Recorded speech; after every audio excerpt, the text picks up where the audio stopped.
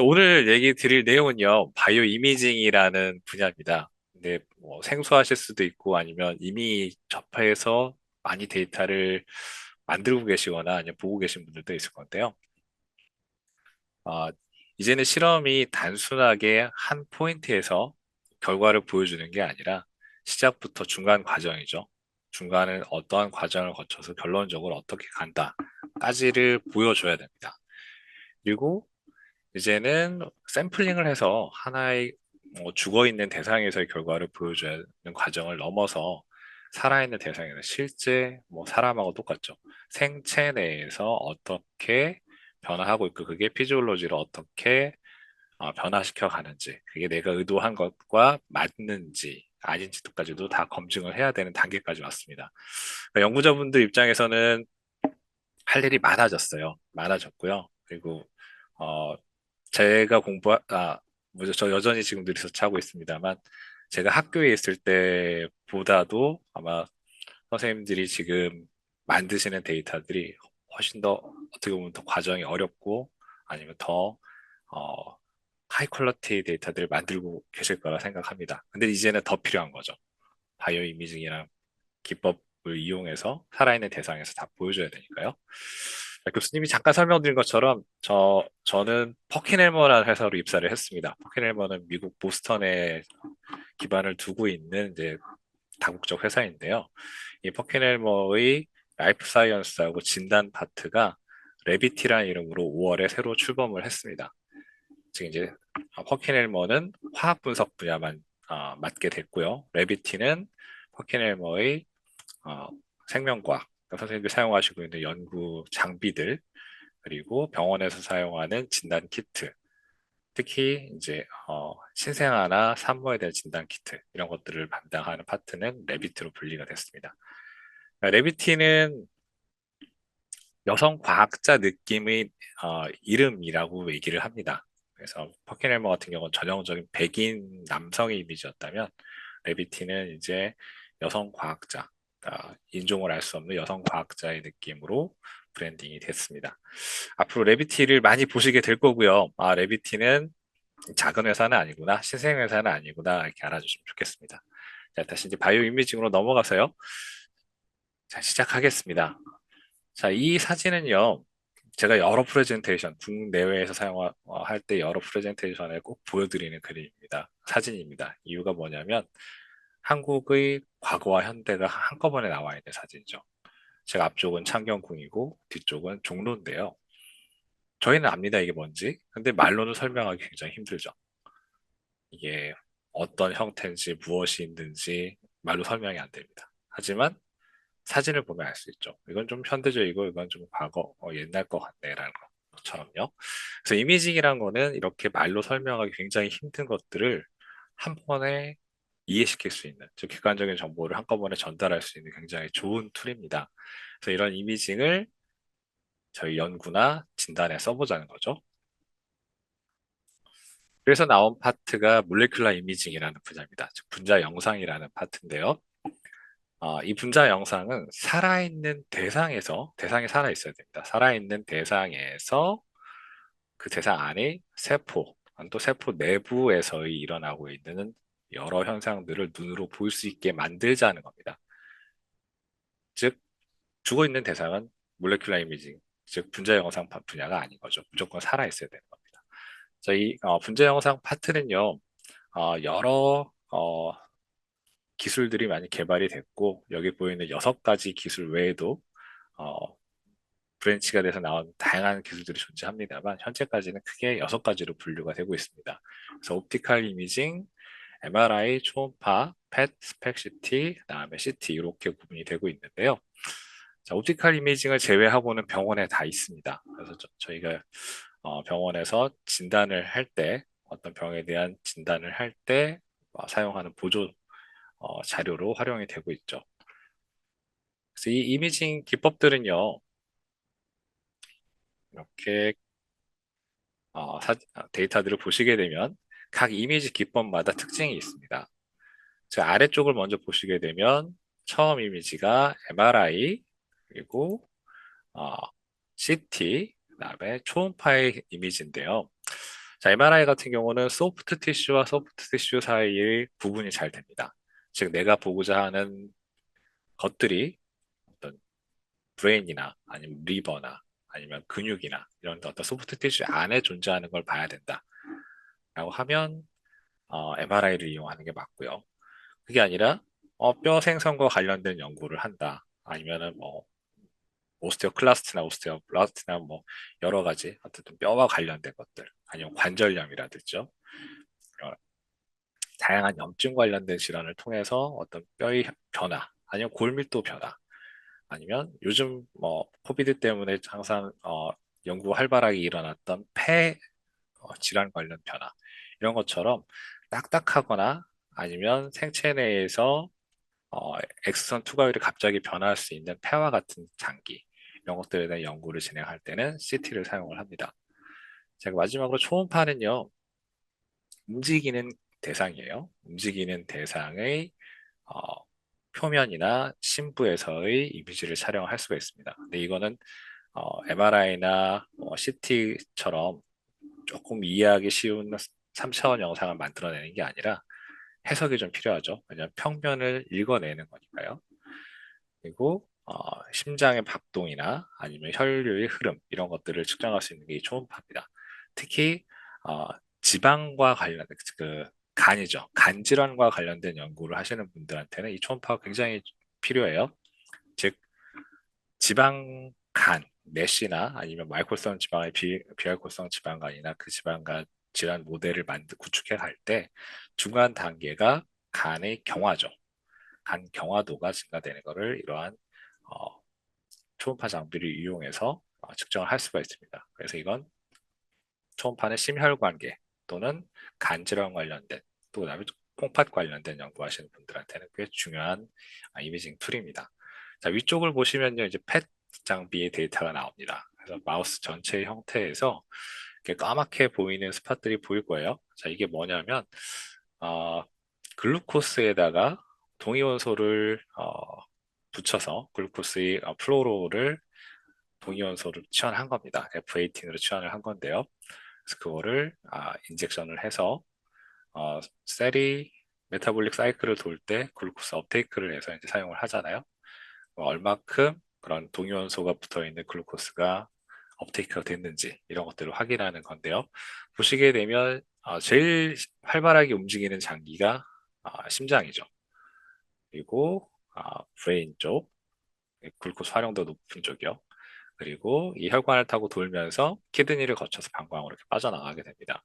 자, 그런데 이 안에 캔서가 존재하게 되면은요, 캔서는 주변 조직보다 훨씬 더 글루코스 소모가 높죠. 활발하게 활성도가 높아져 있으니까요. 그래서 이런 동위원소 업테이크 되어서 스팟이 생기는 것들을 볼 수가 있습니다. 실질적으로 병원에서도 암 환자분이 처음에 왔을 때, 암 진단을 받을 때, 어, 첫 번째 행하는 검사 중에 하나가 펫입니다. 펫 검사를 통해 가지고 암 전이가 일어났는지 확인하는 과정을 꼭 거치게 되죠. 자, 이렇게 어, 장기를 동물을 구성하는 세포의 어떤 활성도를 저희가 눈으로 볼 수 있게 만들어주는 것.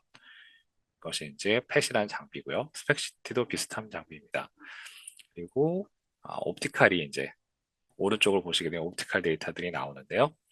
이 옵티칼 데이터는 그냥 빛이에요.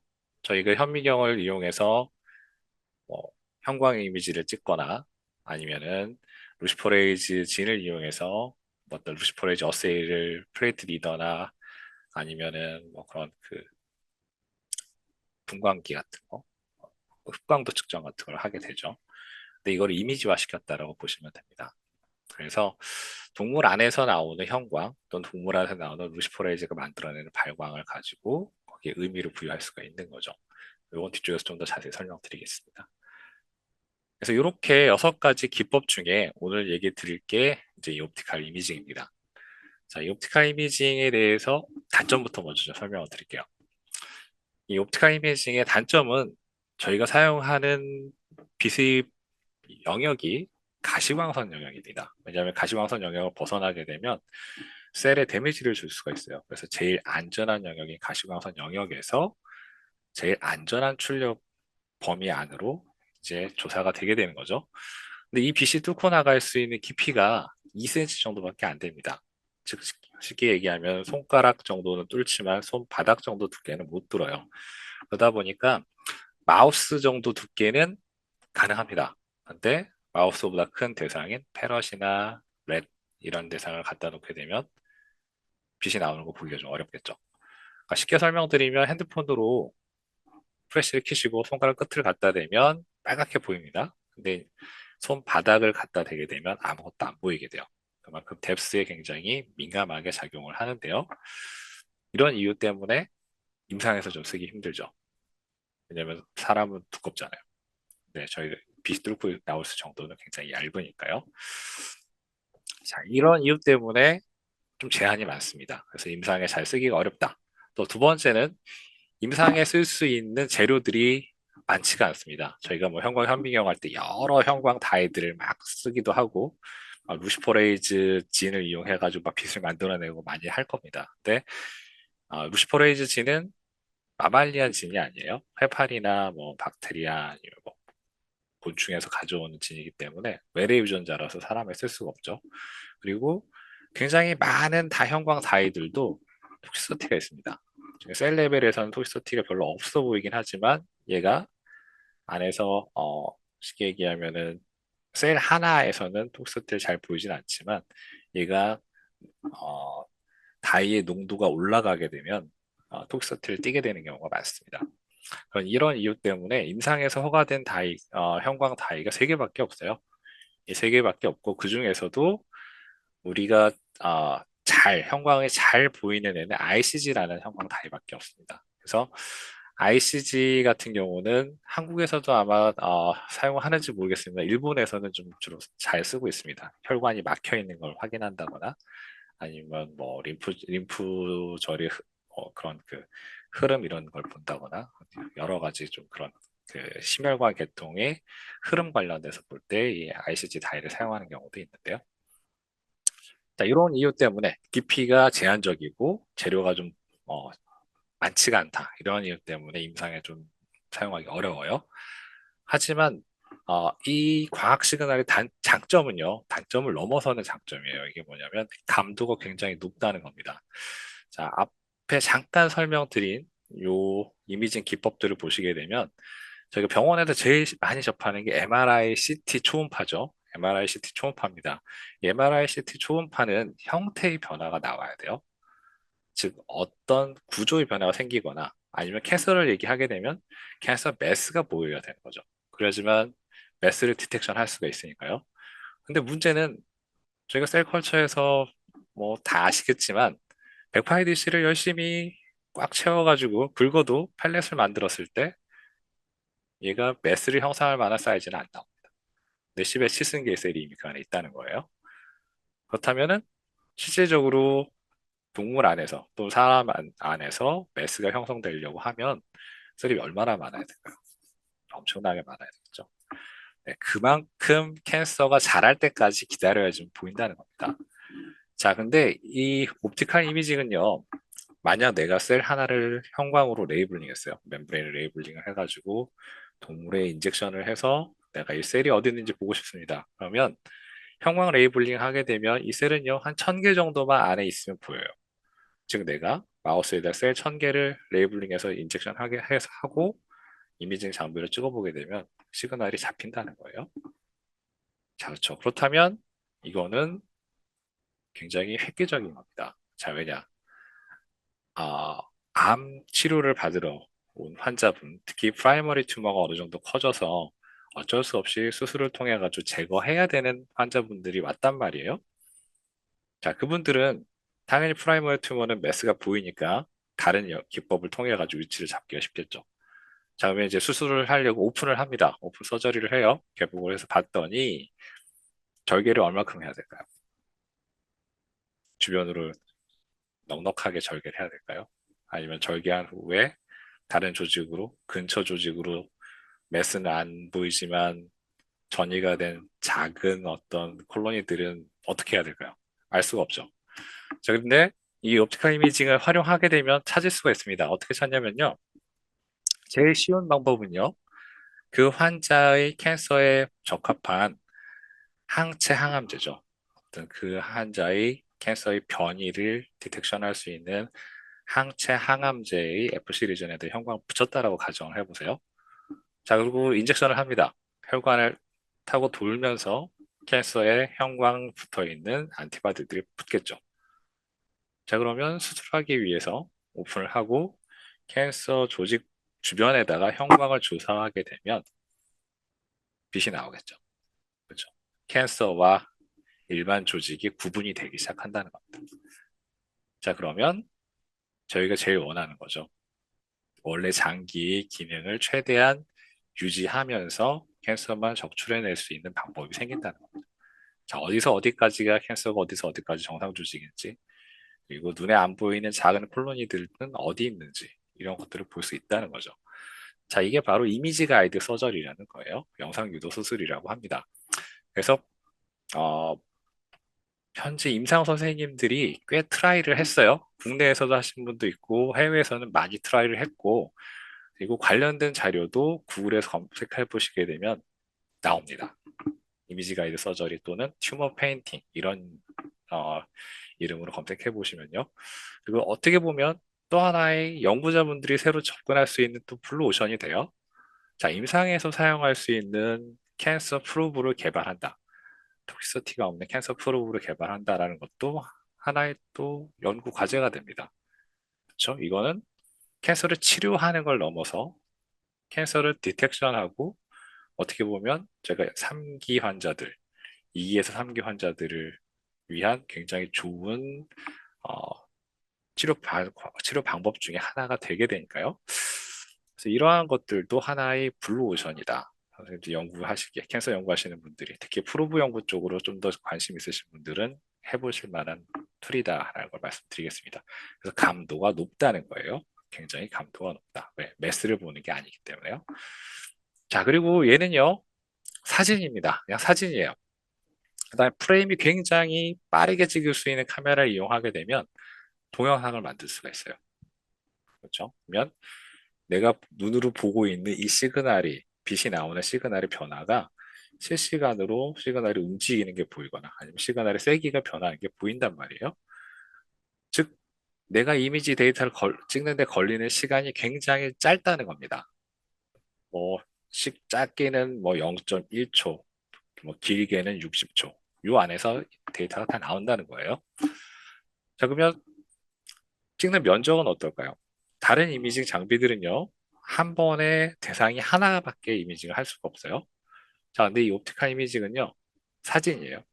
내가 찍고자 하는 면적을 정하고요. 그 면적 안에 대상을 얼마큼 놓느냐. 그거에 따라서 스로풋이 달라집니다. 즉, 내가 한 마리 마우스 찍겠다. 아니, 세 마리 마우스 찍겠다. 다섯 마리 마우스 찍겠다. 또 한 번에 끝나는 거예요. 한 번의 이미징으로 해결이 되는 겁니다. 그래서 스루풋이 굉장히 높아요. 그래서 감도가 높고 스루풋이 높기 때문에 많이 사용하시게 됐습니다. 이제 아쉽게 포항공대에는요 이 장비, 이 옵티컬 이미징 장비가 없어요. 없습니다. 런던에는 여기 박현우 교수님께서 준비를 해주셔가지고 사용하실 수 있게 됐습니다만 이게 감도가 높고 스루풋이 높기 때문에 실험 속도가 굉장히 빠르고요. 그다음 얘는 사진하고 똑같아요. 이미징을 하는 순간 데이터가 끝납니다. 즉 추가적인 프로세싱 없이 데이터 분석이 완료가 되는 거예요. 근데 이보다 쉬운 방법이 뭐가 있을까요? 그죠? 뭐 현미경 이미지를 찍는 것보다 훨씬 쉽죠. 무슨 어세이를 해야 하는 것보다 훨씬 쉽고요.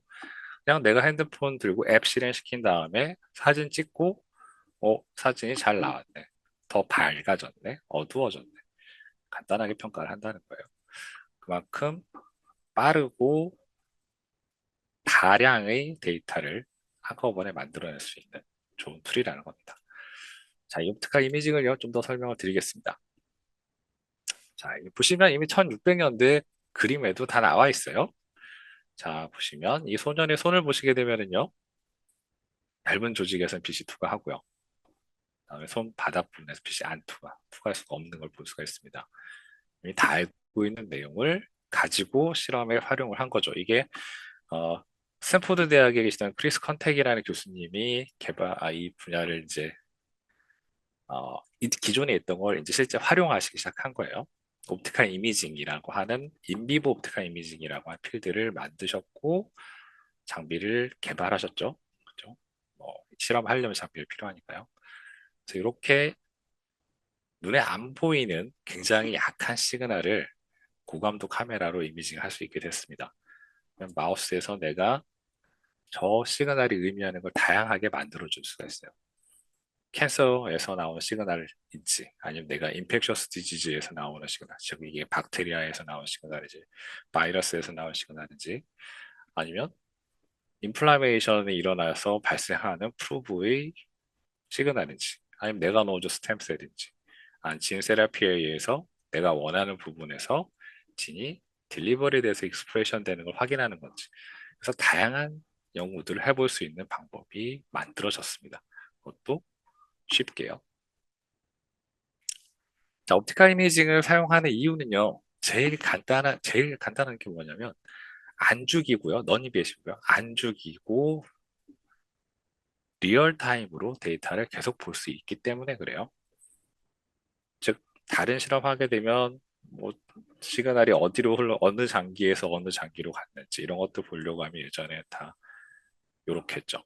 타임 포인트별로 세크리파이스 해가지고 마우스의 장기를 뜯어내서 현미경 이미징을 하거나 아니면은 갈아서 호모게나이저에서 갈아서 화학 분석을 하거나 이런 과정들을 거쳐야 됐는데 옵티컬 이미징은 동일한 대상에서 그냥 동일한 대상을 반복적으로 이미징을 합니다. 그러면 시그널의 흐름을 볼 수가 있어요. 내가 인젝션한 물질이 타겟 리전으로 어느 시간대에 얼마큼 머물다가 빠져나가는지 이런 것들을 쉽게 보실 수 있다는 거예요. 자, 그럼 장점이 뭘까요? 안 죽이죠? 일단 마우스를 세크리파이스 하지 않는다라고 이것만으로도 실험량이 확 줄어듭니다. 일단 세크리파이스 했다 하게 되면 슬라이드 이미지도 만들어야 되고요. 바이오케미컬 어세이도 해야 되고요. 그다음에 좀 더 나가게 되면 이거를 어, 화학 분석 어세이 이후에 어떤 뭐 HPLC나 이런 것도 돌려가지고 또 안에 넣어준 물질도 찾아야 되죠. 어세이가 굉장히 많아져요.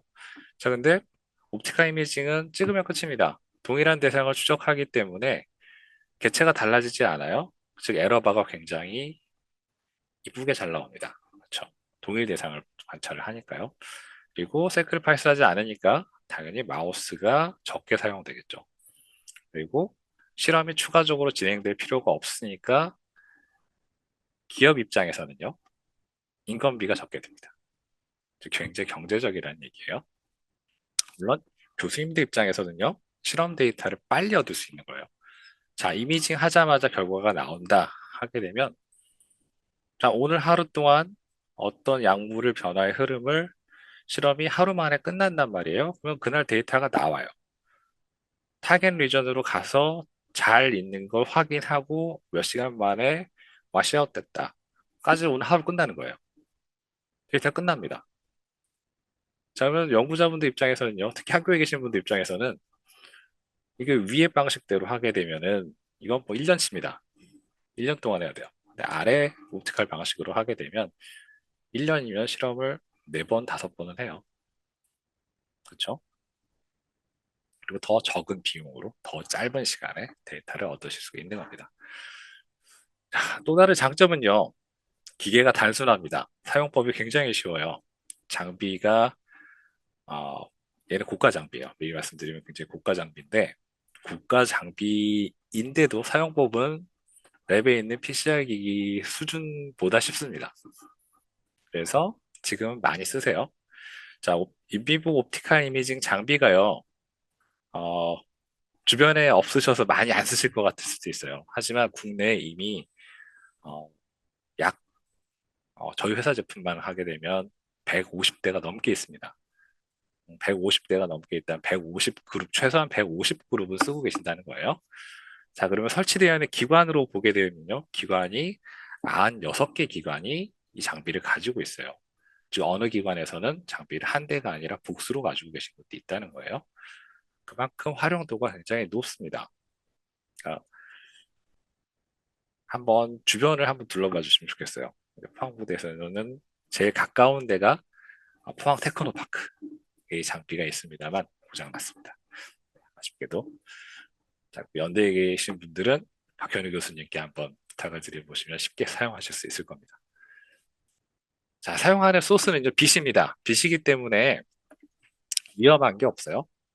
어, 즉, 이 장비를 어디든 설치할 수 있다는 거예요. 내 자리 옆에다 놔도 되고요. 그리고 이 실험을 어디든지 할 수 있습니다. 왜 위험한 게 없으니 후드가 딱히 필요하지도 않고요. 그냥 내 실험 테이블에서 내가 레이블링해서 그냥 마우스 인젝션 할 수 있다는 거예요. 자, 소스는 크게 빛이 나오는, 자연적으로 빛이 나오는 발광이죠. 루미네선스가 있고요. 저희가 현미경에서 많이 사용했던 형광이 있습니다. 빛을 쏘면 새로운 빛이 나오는 형광이 있는 거죠.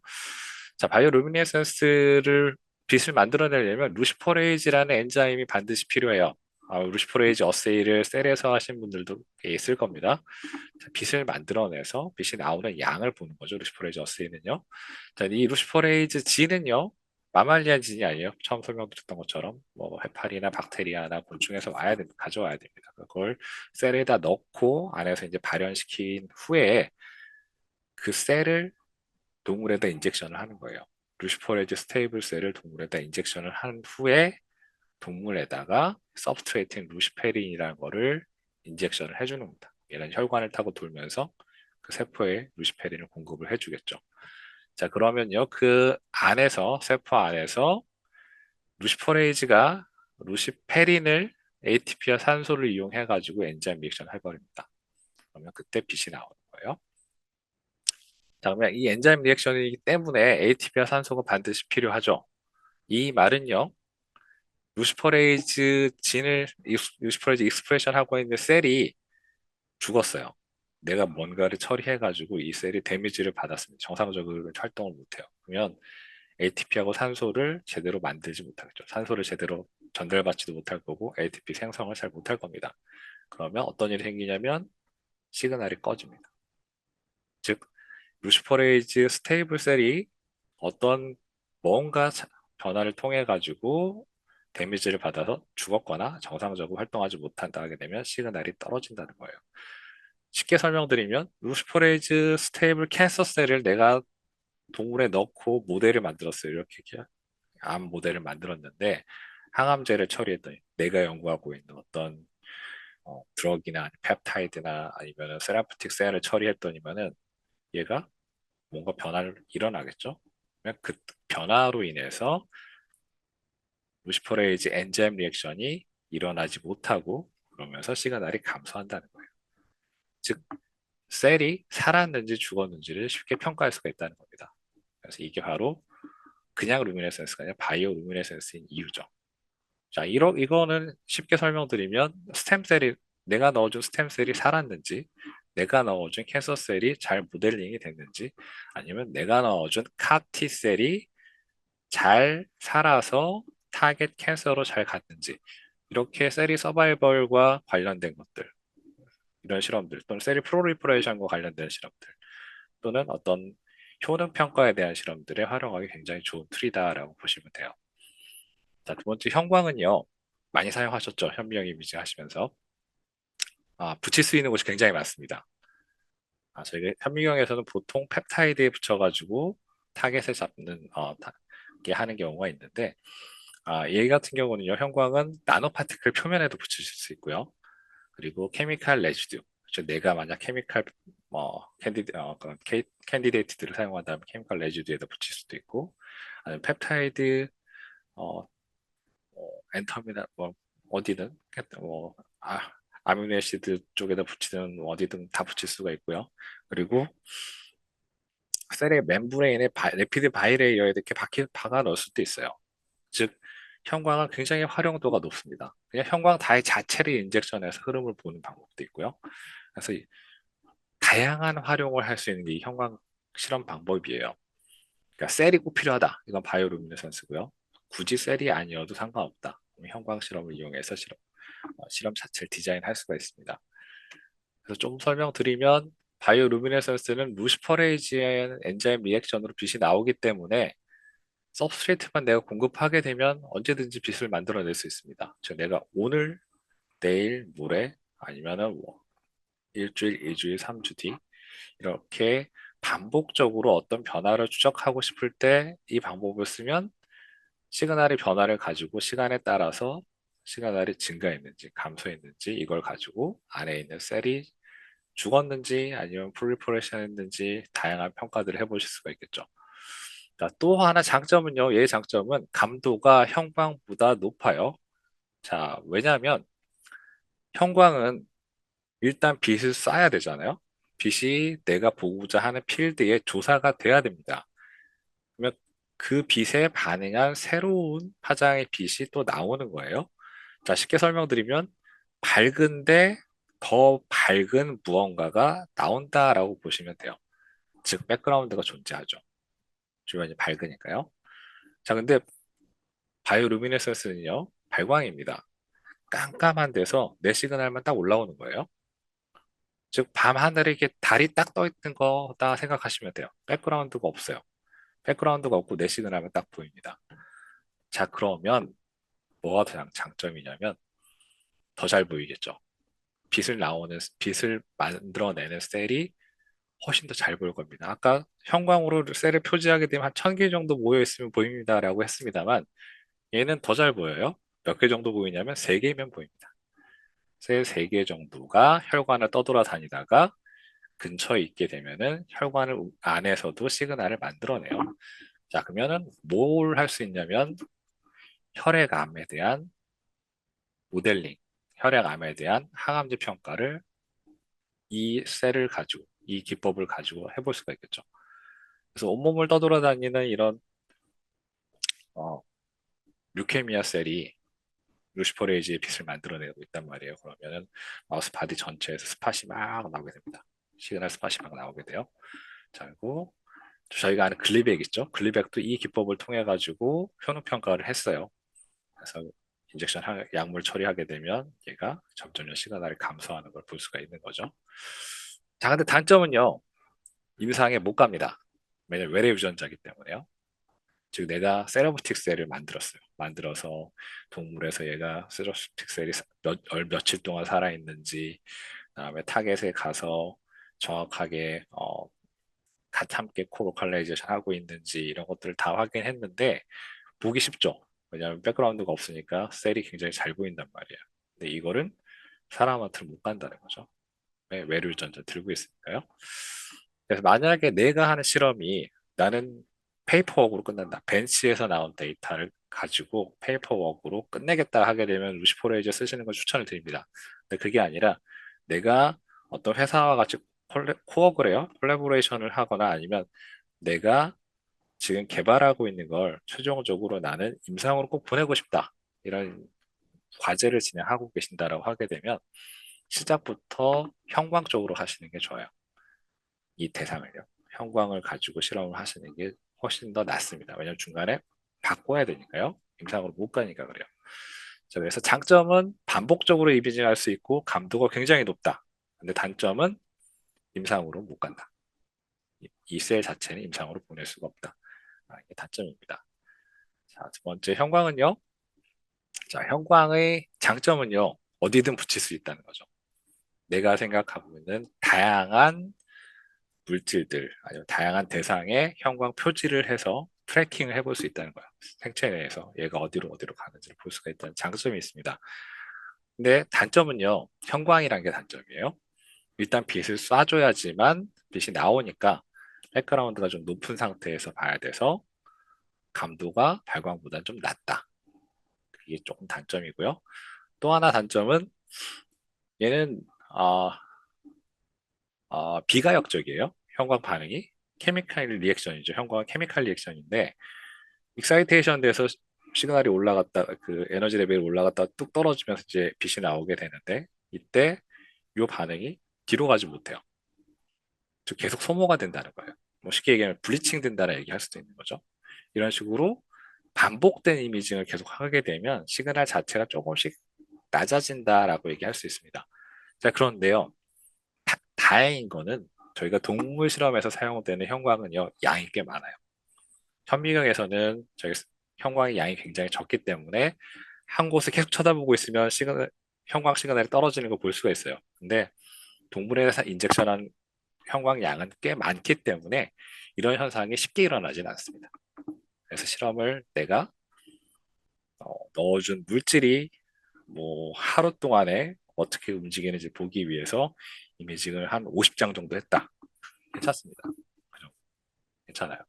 그러니까 뭐 형광의 특성이 뭐 이런 넌 리피터블한 리액션이다라고 해서 떨어지겠지라고 생각하시지만 동물 정도 수준에서는 괜찮으니까 그냥 쭉 실험하셔도 괜찮아요. 근데 특징이 이렇다. 이 정도만 알아두시면 좋습니다.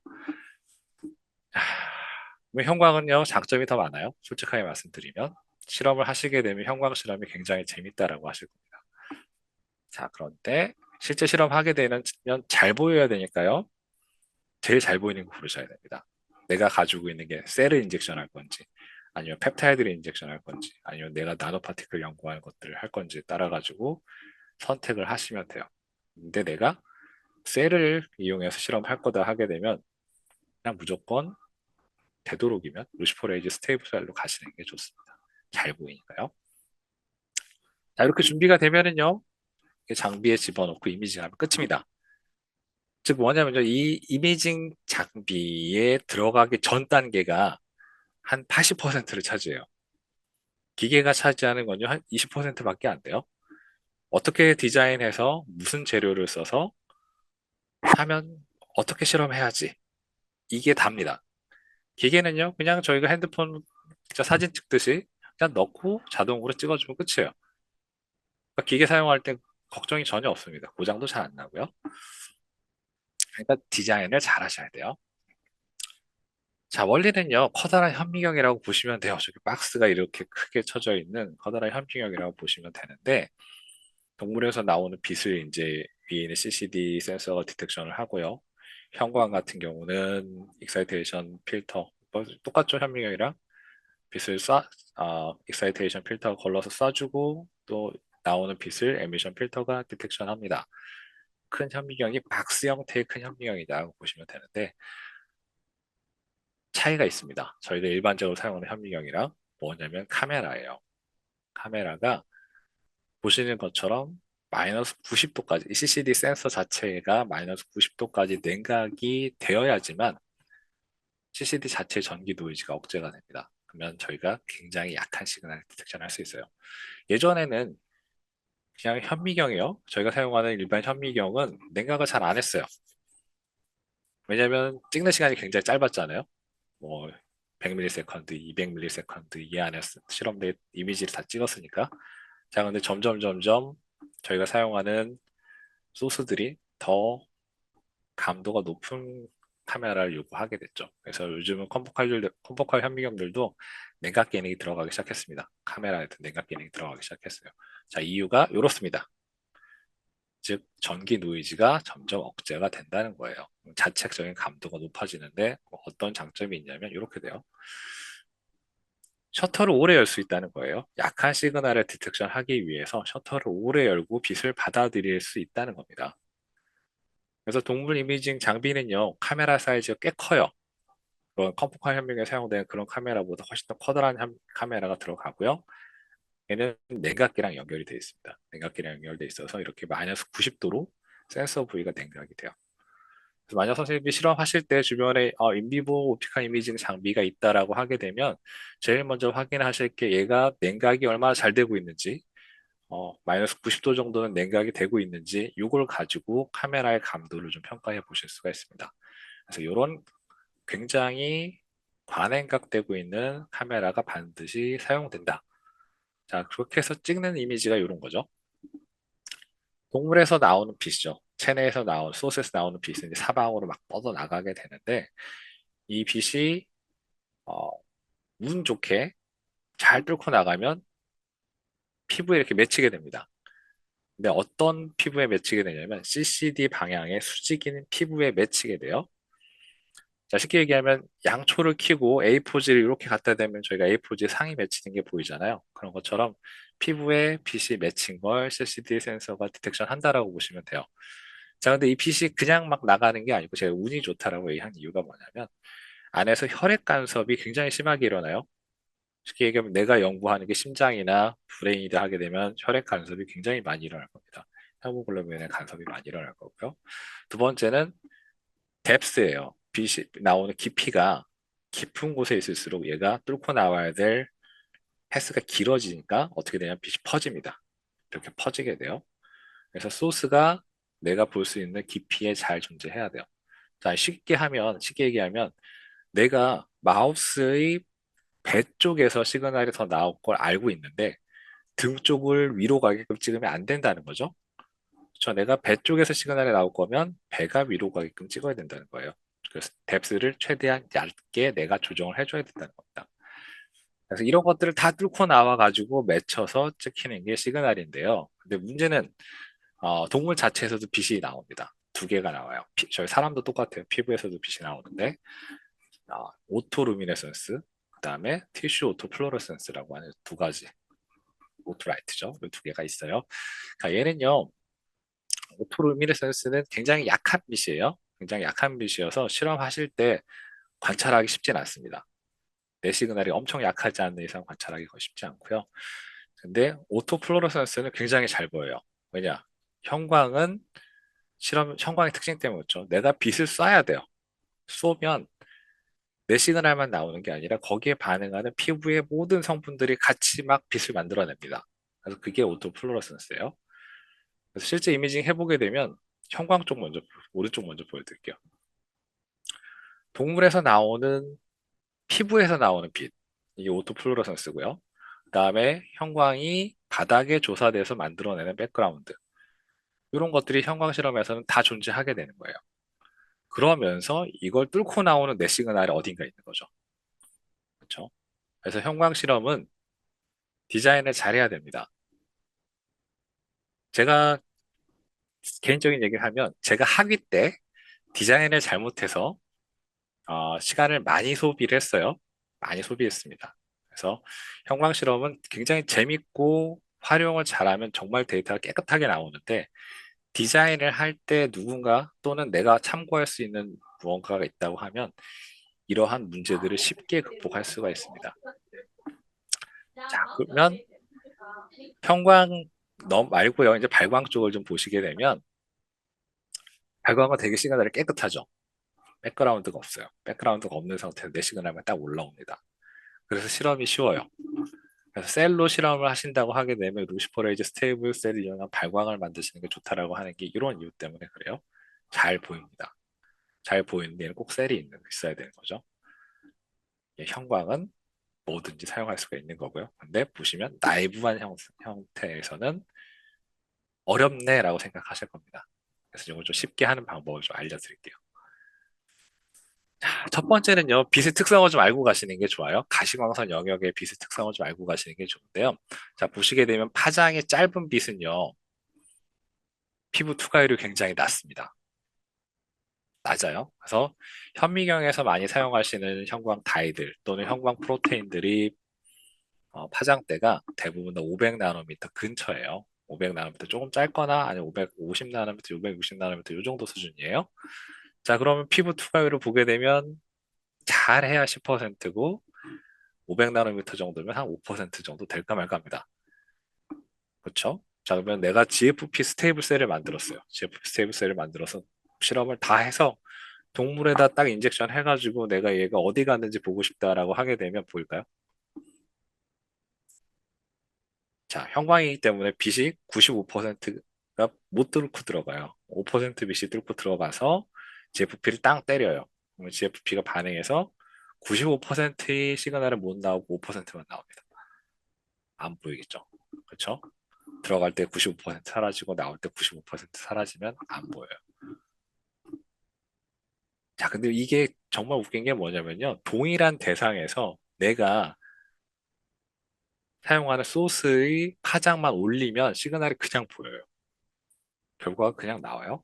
자, 내가 GFP를 사용했지만, 이 셀은, 내가 GFP 셀을 이용해서 실험을 했지만, 내가 동물에서 이 GFP 셀에다가 긴 파장의 형광 다이를 멤브레인에다 레이블링 했다. 만약 750 나노미터짜리 형광 다이를 멤브레인에다 레이블링을 했어요. 그러면 어떻게 될까요? 피부 투과율이 90%로 바뀝니다.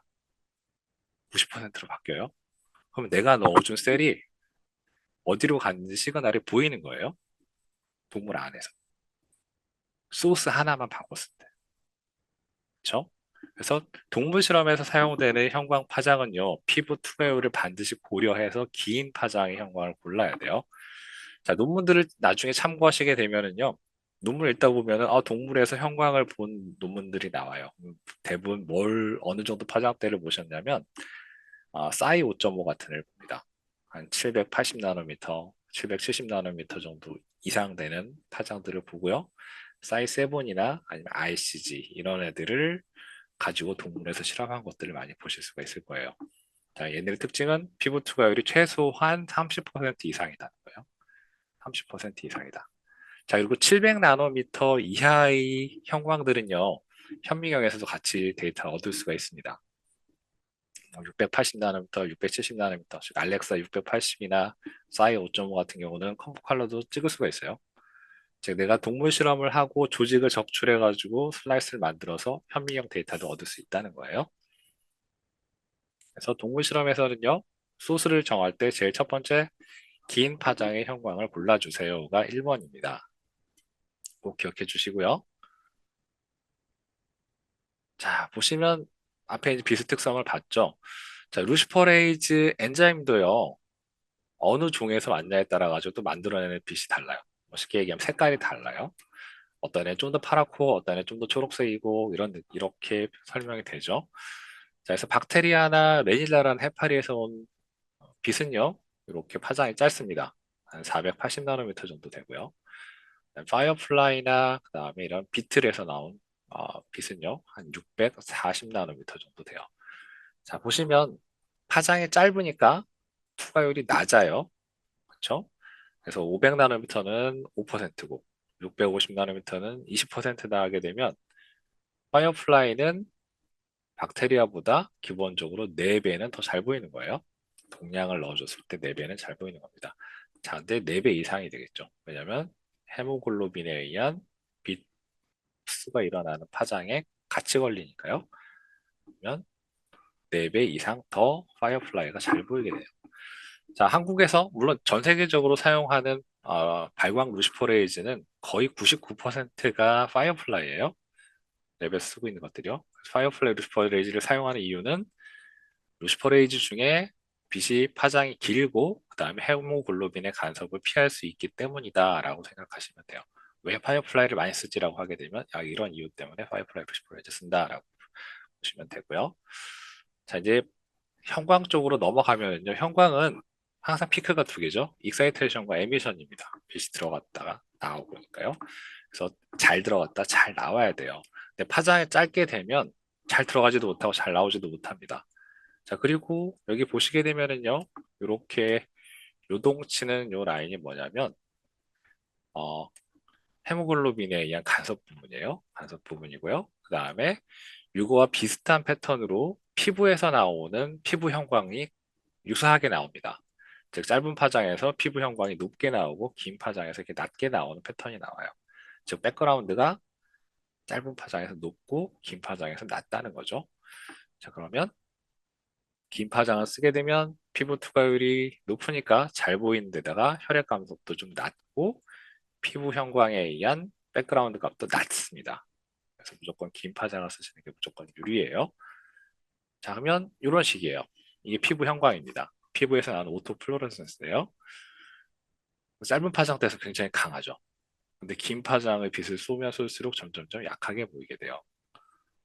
자, 그러니까 형광 실험 하실 때 파장이 짧은 형광을 소스를 쓰느냐, 긴 형광을 소스로 쓰느냐에 따라 가지고 데이터가 결정이 됩니다. 그래서 제가 상담을 받을 때, 형광 실험 관련된 상담을 할 때 첫 질문이 간단하죠? 자, 소스는 뭘 사용하시겠습니까? 첫 질문이에요. 그럼 거기서 답이 나와요. 이분은 실험을 할 수 있다, 없다가 결정이 되는 거예요. 짧은 파장이다 하게 되면 더 상담할 게 없어요. 바꾸시라는 얘기밖에 안 해요. 자, 그럼 긴 파장을 사용한다 하면 다음 단계를 물어보겠죠. 어떤 걸 보려고 하시느냐라고 할 거예요. 그래서 첫 번째, 형광 실험을 잘하는 첫 번째예요. 제가 네 단계를 얘기 드릴 거예요. 첫 번째는요, 긴 파장의 소스를 골라주세요가 1번이고요. 자, 이제 두 번째입니다. 두 번째는 마우스예요. 내가 어떤 대상에다가 형광을 인젝션 할 거냐죠. 즉, 털이 있는 거냐, 없는 거냐라고 크게 구분할 수 있어요. 뭐, 털이 없는 마우스가 제일 좋긴 합니다. 자, 그런데 요즘은 털이 있는 마우스를 많이 쓰는 추세예요. 옛날에는 누드 마우스를 많이 썼다면 지금은 그냥 이면 컴퓨터한테 마우스를 많이 사용하시니까요. 자, 그렇다면 털을 어떻게 처리하냐면요. 피부가 드러날 만큼만 깎아주세요.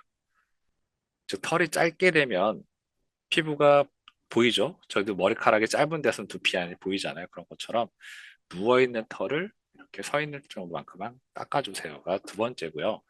자, 세 번째는요.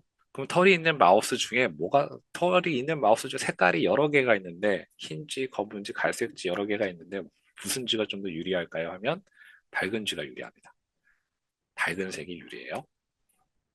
자, 하면 긴 파장의 형광, 그다음에 털이 없는 게 최고, 털이 있다고 하면 살짝 깎아줘서 피부가 드러날 정도만 해주시고, 그리고 밝은 색 마우스가 더 유리하다. 자, 마지막은요, 뭐냐면 사료입니다. 자, 이 자료를 보시게 되면 배에서 뭐가 시그널이 보이죠?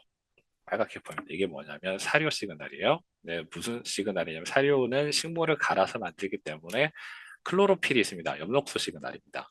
엽록소의 긴 파장, 짧은 파장, 즉 클로로필 2, 1에 대한 시그널인데 여기서 보이는 740 나노미터에서 빨갛게 보이는 데는 클로로필 1의 시그널이에요. 적색 시그널입니다. 그래서 내가 앞쪽에 1, 2, 3번을 잘 디자인을 해서 실험을 딱 했는데 어? 이렇게 왜 배가에서 뭐가 빨갛게 보일까요? 라고 하면 이건 사료인 거예요. 자, 그래서 저희가 형광 실험할 때 추천은요, 마지막 스텝은 사료를 꼭 바꿔주세요입니다. 식물을 갈아서 만든 사료가 아니라 영양분을 굳혀가지고 만든 사료를 써야 돼요. 즉, 일반 사료랑 모양이 똑같은 거 사용하시게 되면 실험을 망칩니다. 반드시 석고처럼 딱딱하고 하얀 사료를 사용하셔야 돼요. 다시 설명드리면 긴 파장의 형광, 털이 없는 마우스, 털이 있다면 좀 깎아주고요. 털이 있는 마우스 중에서는 밝은 게 유리하고요. 마지막에 실험하기 3일 전에 사료를 꼭 바꿔주세요. 그런 특수 사료를 바꿔주셔야 됩니다. 그래야지 숙변이 빠져요. 변 색깔 자체가 회색으로 바뀝니다. 실험을 할 준비가 된 거예요. 자, 이렇게 네 단계를 잘 지켜주시면요. 이렇게 보이던 결과가 이렇게 나와요. 즉, 발광 실험이랑 똑같이 결과가 나옵니다. 네 시그널만 딱 보이게 돼요. 그러니까 형광 실험이 어려운 게 아니에요. 그렇게 네 개만 잘 지켜주시면 됩니다. 그러면 그냥 연구자분들한테만 맡기는 방법이 있고요. 이제 소프트웨어적으로 조금 도와주는 방법이 있어요. 뭐냐면 이렇게 나온 물론 제가 PI인데 제 연구자분이 이렇게 결과를 가져오게 되면 저는 조금 뭐라고 할 거예요. 좀 더 긴 파장의 형광을 쓰면 어떻겠어라고 얘기할 겁니다. 근데 자, 이 상태에서도 어떻게 데이터는 만들어야 되겠죠? 그래서 소프트웨어적으로 어떻게 하냐면 백그라운드를 빼주는 기능이 있어요. 백그라운드 서브트랙션이라고 해서 빼주는 기능이 있고요. 그다음에 조금 더 어드밴스로 넘어가게 되면 이 안에서 형광을 스크리닝 해가지고 내가 원하는 형광을 찾아내주는 기능이 있습니다. 이렇게 두 가지 방법이 있는데요. 그래서 형광 실험을 조금 편하게 더 도와주죠. 근데 추천은 이러한 테크닉은 안 쓰시는 게 좋습니다. 테크닉이란 거는 장점보다는요, 재현성이라는 부분에서 문제가 발생을 해요. 내 데이터랑 내 옆 사람이 분석한 결과가 서로 좀 다를 수가 있습니다. 그러니까 이렇게 어떻게든 실험을 살려낼 수 있는 방법은 있다. 하지만 재현성 부분에서는 좀 많이 떨어지기 때문에 애초에 실험 자체의 디자인을 잘 하는 게 중요하다. 이렇게 생각해 주시면 좋겠습니다. 이렇게 형광 실험은 진행이 가능하고요.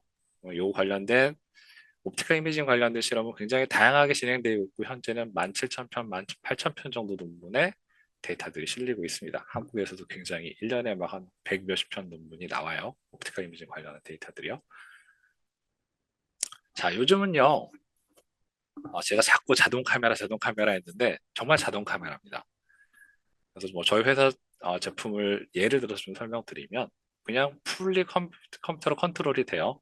장비 표면에 버튼이 없어요. 전원 스위치 빼고는 그냥 프로그램 안에서 다 해결합니다. 프로그램 안에서 찍게 되면은 대상에 대한 사진 시그널 검출해가지고 이렇게 두 개 오버레이 시켜주는 형태의 데이터를 만들어 주게 되고요. 그리고 찍는 면적만 고르시면 돼요. 뭐 머리, 허리, 뭐 세 마리, 다섯 마리. 그래서 보면 이런 식으로 이미징 하게 됩니다. 그래서 내가 국소 부위에서 좌뇌에서 우뇌로 시그널이 이동되는 거 보고 싶다 하게 되면 이렇게 확대해서 찍으면 되고요. 아니면 나는 한 번에 다섯 마리 정도 한 그룹을 한 번에 이미징하고 싶다 하게 되면 이렇게 다섯 마리 세팅으로 이미징 하시면 됩니다. 그럼 한 번 찍게 되면 데이터 끝나는 거예요. 자, 물론 그 카메라를 찍는 촬영 조건이죠. 촬영 조건을 선택할 수 있어요. 자동 카메라지만 뭐 노출 시간, CCD 해상도, 조리개값 이런 것들을 가지고 조정할 수 있습니다만 어, 제가 설명드린 2011년도 이전에 실험하셨던 분들은 이 매뉴얼 세팅이 굉장히 강조합니다. 내가 두 사진을 비교하는데 두 이미지 데이터 비교하는데 어떻게 얘랑 조건이 다른데 비교할 수 있겠어? 이렇게 얘기를 하는데 이제는 가능해요. 네. 자, 있겠어라고 하시는 분은 이제 생각을 바꾸셔야 됩니다.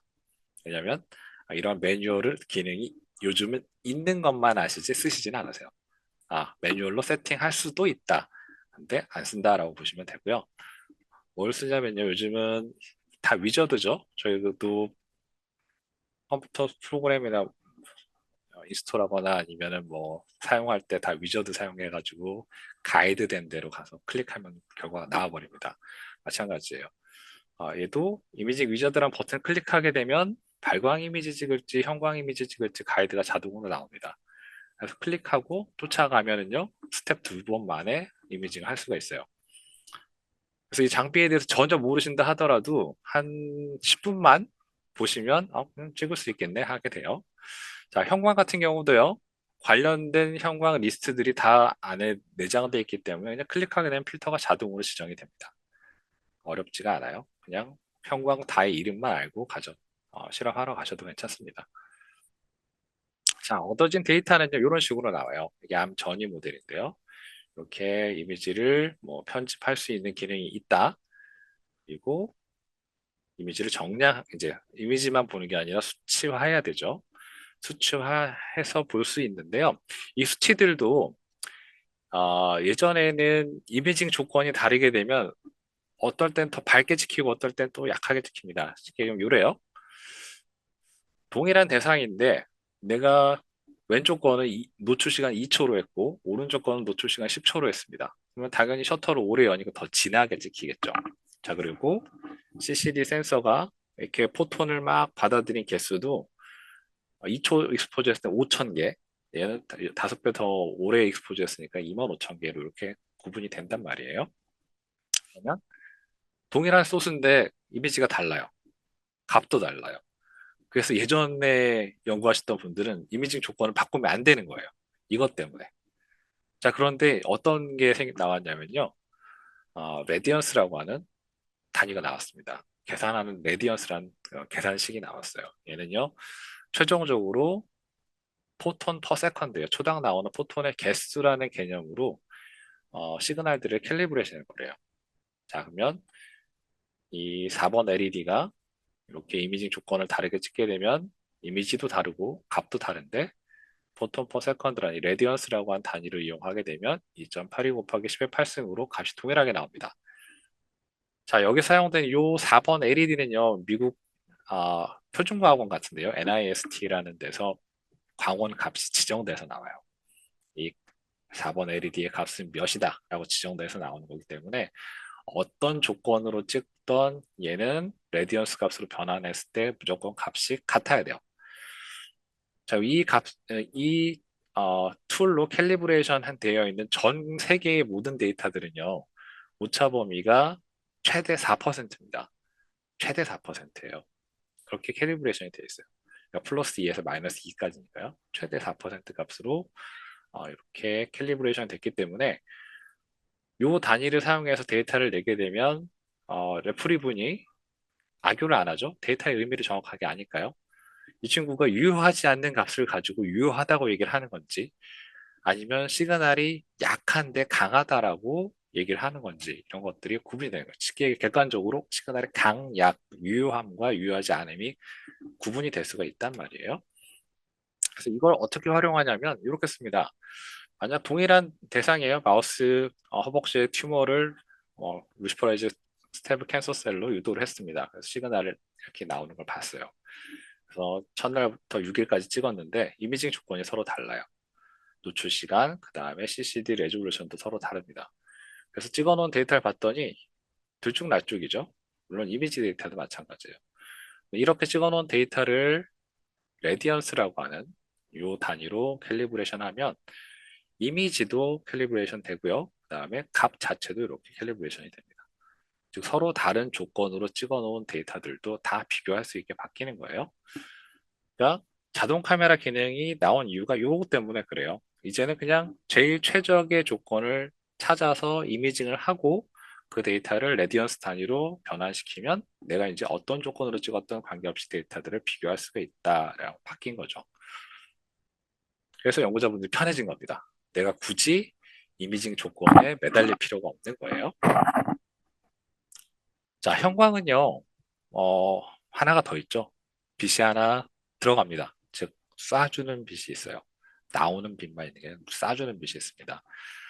자, 보통 장비들은요, 이렇게 익사이테이션 필터하고 에미션 필터들이 굉장히 촘촘하게 설치가 되어 있습니다. 그래서 빛을 잘게 쏴서 잘라서 정확한 빛을 쏴주고 또 정확한 필터로 빛을 디텍션해서 최대한 로스를 줄이는 거죠. 이렇게 디텍션 하게 되는데 문제는요, 여기에요. 이것도 형광의 특징이죠. 빛이 이렇게 위에서 조사가 되는데 어떤 부분은 중첩돼서 조사가 되고 어떤 부분은 싱글 조사만 일어나게 돼요. 그럼 중첩돼서 조사되는 곳은 밝겠죠. 다음에 그거보다 적게 조사되는 곳은 어두워집니다. 자, 그러면 이게 익사이테이션 빛이고요. 그러면 이거에 반응해서 나오는 에미션 된 빛도 똑같아요. 세게 조사된 곳은 더 밝게 나오고 약하게 조사된 곳은 좀 더 어둡게 나옵니다. 자, 근데 이게 필드가 요게 지금 보고 있는 요 사이즈가 13cm, 13cm예요. 굉장히 넓은 필드죠. 이 안에 내가 마우스를 어디다 놓느냐에 따라 가지고 값이 다 달라져 버려요. 세게 조사되는 곳에 놓은 거랑 약하게 조사되는 곳에 놓은 거랑 값이 다 달라지게 되죠. 그래서 이거를 해결하기 위해서 뭐가 도입되냐면 레디언트 이피션시라고 하는 단위가 도입됐습니다. 즉 쏴준 빛의 익사이테이션 빛의 세기 와트 분에 나오는 포톤의 개수라는 거죠. 그래서 단위 시간, 단위 면적, 조리개 값에 따른 어, 포톤의 개수로 바꾼 거예요. 쏴준 빛의 세기 분에 나오는 포톤의 개수로. 자, 그러면 100을 쐈을 때 100이 나오고 10을 쐈을 때 10이 나오면 다 1입니다. 그래서 필드가 플랫해져요. 자, 그리고 하나 더 가서요. 이 장비들은요, 생산될 때 개별 픽셀이 어느 정도 조사된, 그러니까 즉 이피션시가 어느 정도 차이가 나는지에 대한 개별 픽셀당 매핑이 들어가요. 보정치가 다 들어가서 나옵니다. 그래서 이미징을 딱 하게 되면 이 픽셀은 보정치가 얼마가 들어가지 하고 자동으로 보정돼서 이미지화 시켜줘요. 그러니까 얘 가운데 부분은 좀 어둡게, 그다음에 주변 부분은 좀 밝게 이런 개념이 되는 거죠. 자, 그래서 이미징 하면 자동으로 이렇게 단위가 변환되면서 이미지가 나오게 됩니다. 그래서 발광이든 형광이든 그냥 자동 카메라로 쭉 찍고요. 데이터를 비교해 보시면 끝나요. 굉장히 쉬워지신 거예요. 그런 것들이. 자, 그래서 이제 선생님, 네, 이 전 슬라이드에서 네, 제가 놓쳤을 것 같은데 플레이트의 가장자리는 빨간색이고 가운데는 좀 노란색이잖아요. 네. 지금 그거를 보정하는 방법을 설명하신 건가요? 아니면은 자동으로 보정이 된다라고 이제 얘기 드리는 거죠. 아, 이런 네. 것도. 그러니까 조사가 약하게 된 곳과 강하게 된 곳 따라가지고 즉 현미경에서도 센터에 있는 셀과 주변에 있는 셀을 비교하진 않잖아요. 시그널 세기를.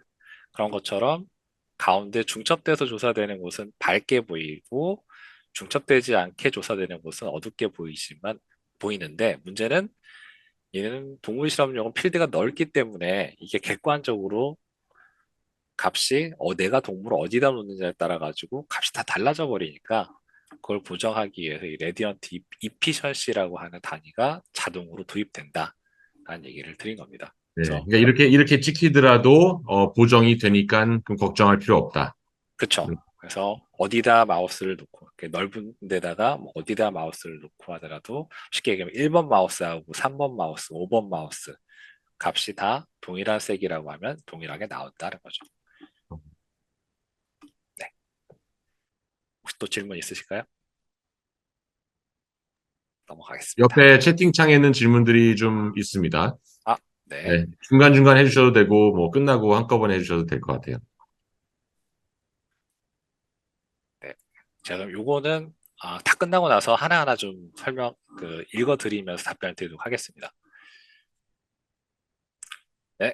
그래서 활용되는 쪽은요, 좀 이제 활용에 대해 설명을 좀 할게요. 제일 많이 활용되는 분야는 온콜로지입니다. 지금 채팅창 제가 잠깐 봤는데도 캔서 관련된 질문들이 꽤 있었는데요. 온콜로지에 많이 활용되는 이유는 간단하죠. 캔서가 살았는지 죽었는지 쉽게 판단이 되니까 그래요. 그렇죠? 판단이 되니까 시그널 세기 변화를 가지고 서바이벌을 확인할 수가 있으니까 굉장히 많이 활용이 되고 있고요. 그다음에 보시면 인펙셔스 디지즈가 늘어났습니다. 이게 원래는 2020, 2020년 기준으로 봤을 때는 퍼센트가 얘가 한 11%였는데 13% 늘었어요. 자, 이유는 간단하죠. 코비드 때문에 그렇습니다. 코비드 연구하시는 분들이 늘어나면서 인펙셔스 디지즈 관련돼서 즉 백신 연구나 아니면 질환 연구 쪽, 감염성 질환 연구 쪽이 늘어났기 때문에 그렇고요. 감염성 질환 연구 쪽은 어떻게 활용하시냐면 패소젠 자체를 레이블링해서 보거나 그러니까 패소젠을 디텍션하거나 또는 패소젠에 의해 만들어진 현상들 뭐 셀데스나 아니면 인플라메이션이나 이런 것들을 마커로 보거나 이런 것들을 활용하기 때문에 그두 가지 피지올로지를 보거나 아니면 패소젠 자체를 보거나 이렇게 진행한다고 보시면 되고요. 스템셀은 스템셀 자체를 트래킹하는 거고 뉴로사이언스 이렇게 여러 가지가 있습니다. 제가 몇 가지 예들을 뒤에서 설명드릴게요. 제일 쉬운 방법입니다. 자, 이게 옵티컬 이미징 장비를 구입하시는 제일 큰 이유 중에 하나가 요건데요. 루시퍼레이즈 스테이블 캔서 셀로 여기 PC3 셀인데요.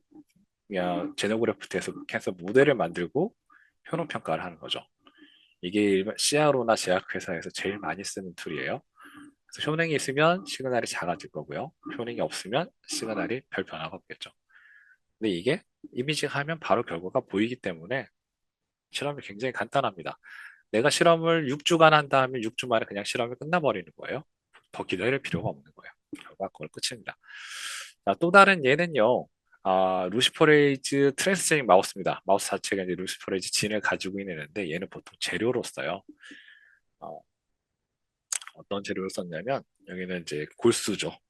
그 마우스에서 골수를 채취합니다. 헤마토포ie틱 스템셀을 꺼내가지고 다른 마우스의 골수 이식을 했습니다. 뭐 앞다리하고 뒷다리 골수 이식을 해서 봤더니 이제 혈액세포로 얘가 막 분화돼서 나갈 거잖아요. 그래서 보시면 더 큰 뼈의 골수 이식을 한 게 훨씬 더 효과적으로 이렇게 골수 이식이 성공한다. 라는 예를 보여드린 건데 혈액암 모델도 이런 식으로 나와요. 만약 혈액암 루케미아 셀에 루시포레이즈 스테이블스 만들어가지고 인젝션 하게 되면 이런 식으로 다팅이 보입니다. 다팅이 보이고 항암제 처리에서 효과가 있게 되면 다팅들이 줄어들게 돼요. 자, 근데 혈액암 모델에서는요, 시그널이 이 정도 퍼지게 되면 마우스가 굉장히 힘들어하고 있을 겁니다. 작은 혈관들이 막 막혀가고 있거든요. 그래서 보통은 어, 혈액암 모델을 만든다라고 하게 되면 6주차 정도에 거의 다 죽어요. 실험을 실제 해보게 되면 6주차 정도에 거의 죽습니다. 그리고 어, 마우스 사이즈도 3주차부터 굉장히 몸무게가 심하게 감소합니다. 막 왜소해지기 시작해요. 그래서 이런 식으로 이런 스타일의 데이터를 혈액암 모델에서 만들 수 있다라는 거고요. 자, 식물 하시는 분이 뭐 이콜라이 쪽 연구하시는 분들도 계실 수도 있지만 뭐 보시면 여기는 그 저항성 작물이죠. 박테리아 저항성 작물에 대한 연구를 하시는 분도 있고요. 아니면 마찬가지로 어, 선자위에다가 이렇게 GFP를 달았는데요. RNF를 감염시켰을 때 UNF로 감염이 일어나는지 이런 것도 연구도 가능합니다. 그래서 국내에서는 식물 쪽으로 이 장비를 활용하시는 곳은 농촌진흥청이랑 그다음에 서울대 평창 캠퍼스에서 식물 이미징을 하고 계세요. 동물을 잘 안 하시고 식물 위주로 실험하고 계시고요. 그래서 혹시 식물 연구하시는 분이 이런 장비를 쓰고 싶다 하게 되면 어, 그쪽이랑 콜라보레이션을 해보실 수 있게 좀 도와드리도록 하겠습니다. 자, 제일 많이 활용되는 분야부터 좀 예시를 설명드릴게요. 네. 이거는 제가 아는 분이 페이퍼를 냈는데 이분이 싱글셀을 솔팅 해가지고 싱글셀 이미징 한번 해보셨습니다. 그랬더니 셀이 잘 보였고요. 그리고 실질적인 실험은 셀 5개로 시작을 했어요. 셀 5개를 이용해 실험을 했고 이렇게 튜머 매스를 점점 만들어가는 걸 확인했습니다.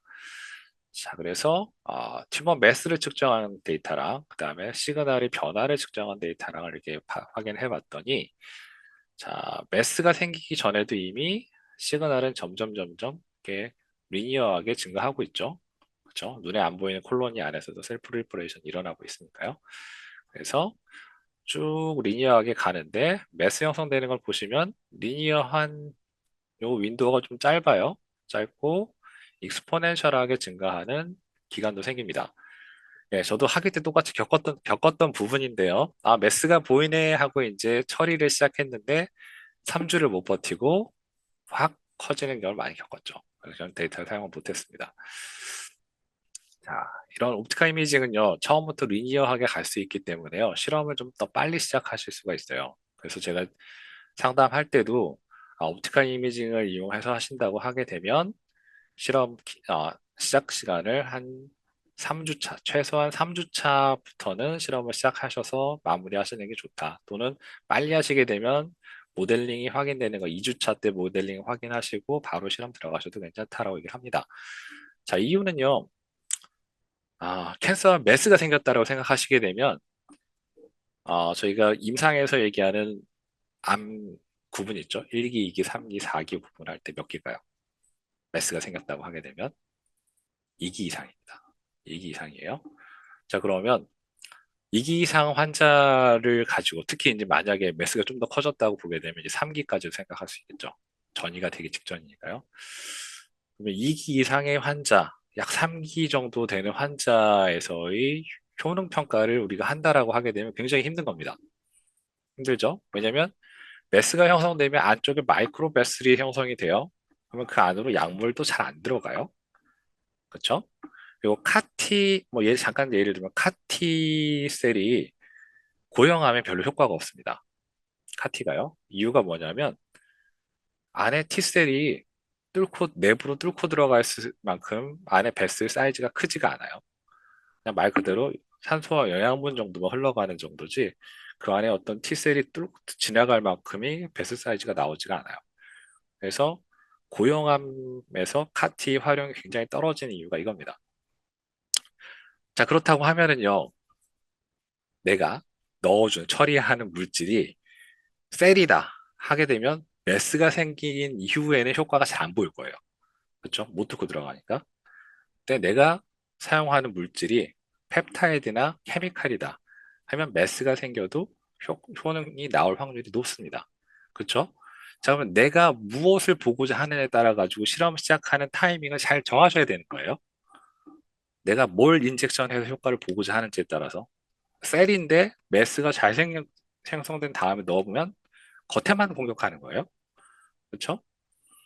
그러니까 요 옵티컬 이미징은요, 어, 캔서 모델링이 잘 됐다 안 됐다를 빨리 판단할 수가 있습니다.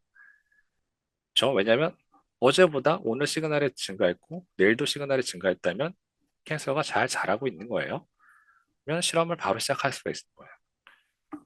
좀 더 정확한 타이밍에 정확한 실험 목적에 맞춰서 실험을 시작할 수 있다. 이게 또 장점입니다. 자, 그리고요. 여기는 유방암 모델입니다. 유방암 올스토핑 모델인데요. 마마리 펫패드에다가 캔서를 포티온 마우스 브레스트 캔서 셀을 인젝션 해가지고 모델링을 한 예시인데요.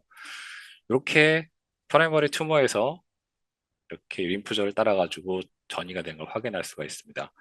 자, 근데 프라이머리 튜머는요, 저희가 위치도 알죠. 어디 인젝션 했는지 위치도 알고, 그 다음에 메스도 생기는 거 볼 수가 있습니다. 근데 세컨더리 튜머들은요, 알 수가 없어요. 왜냐하면 체내에 생기기 때문에 만져서 뭐 찾을 수가 없습니다. 근데 이 옵티컬 이미징에서는 세컨더리 튜머들을 쉽게 찾을 수 있다는 거죠. 그래서 전이가 만약 전이 억제를 연구하시는 분이라고 하게 되면 캔서 전이가 억제됐다. 프리퍼레이션이 억제됐다. 이런 것들을 확인해 볼 수가 있습니다. 그래서 그 예가 요거예요. 어, IV 인젝션으로 이렇게 캔서 모델을 만들었습니다. 사방에게 이렇게 암 전이 모델을 만들었는데요. 여기다가 세라프틱 안티바디를 처리했더니 어, 효과적으로 캔서가 정착해가지고 호밍해서 자라는 것들을 억제했다라고 알 수가 있는 거죠. 자, 제가 캔서 마이크로 엔바이러먼트를 얘기를 했는데 좀 더 나가서 단순하게 캔서 셀이 어떻게 됐다, 매스가 어떻게 됐다, 요걸 셀 서바이벌이 어떻게 됐다 이걸 떠나서요. 더 나아가서 캔서의 어, 어떤 캔서 셀 자체의 어떤 시그널이 블락이 되면서 그 결과 캔서가 데미지를 받았고 매스가 변화됐다. 이런 얘기까지 요즘은 요청하는 경우가 있습니다. 그래서 보시면 이런 마이크로 인바이런먼트의 각 그런 패스웨이들을 이렇게 확인해 볼 수 있는 프로브들이 개발이 됐어요. 단순하게 캔서 서바이벌만 보는 게 아니고요. 캔서가 만약 자랐다 하게 되면 얘는 뭐 어떤 패스웨이가 더 활발한 캔서인지 아니면 효능 평가했더니 뭐 어떤 패스웨이가 블락이 됐는지 이런 것들을 볼 수 있다는 거죠. 여기는 소라페닙이라고 하는 항체 신약입니다. 이걸 활용을 했고요. 어, 2m죠. 2m를 사용했는데 보시면 이렇게 튜머 볼륨은 억제를 해요. 성장하는 거 억제를 합니다. 그리고 어, 옵티컬 이미징으로 봤더니 메스에서보다 훨씬 더 드라마틱하게 셀 자체의 활성도가 떨어지는 걸 볼 수가 있습니다. 자, 이렇게 셀의 매스하고 시그널, 서바이벌 정도를 확인하고요. 또 나아가서 뭐냐면요. 이게 분배신이라고 하는 프로브를 활용해서 보시게 되면 봤더니 소라페님을 처리했더니 이렇게 뭐 볼륨이랑 그다음에 서바이벌이 떨어지는 것뿐만 아니라 분배신 리셉터 자체도 감소하더라. 그래서 이게 셀 서바이벌과 연관돼 있다라고 관련된 프리퍼레이션 관련된 부분도 영향을 받는다라는 거랑 또 나아가서 트랜스페린 리셉터가 소라페닙 처리했더니 급격하게 바로 떨어지더라. 그래서 아이언 메타볼리즘이 떨어지면서 셀 프리퍼레이션 도 감소했더라라는 얘기까지 할 수 있습니다. 또 더 나아가게 되면요. 똑같이 튜머 모델링을 했는데 어떤 튜머에서는 엔지오제네시스가 더 활발하게 일어나고 어떤 튜머에서는 이런 인플라메이션 프루브가 인플라메이션 마커가 굉장히 강하게 나오는지 이런 것도 확인해 볼 수 있는 거예요. 그래서 실험할 때 선생님들이 실험할 때는 만약 캔서 연구를 하시든 아니면 시그널 패스웨이 연구를 하신다고 하게 되면 다 바이오케미칼 실험을 통해 가지고 시그널 패스웨이 중간중간 다 점검을 하시죠. 그리고 나서 나중에 인비브에서 그래서 캔서가 영향을 받았다라는 걸로 튜머 매스의 변화를 보여주시는 것도 있지만 거기서 한 단계 더 나아가서 실제로 이 패스웨이가 블락이 돼서 그렇다라는 얘기까지 할 수 있다는 거예요. 인비브에서요. 그만큼 얘기할 선생님, 수 있는.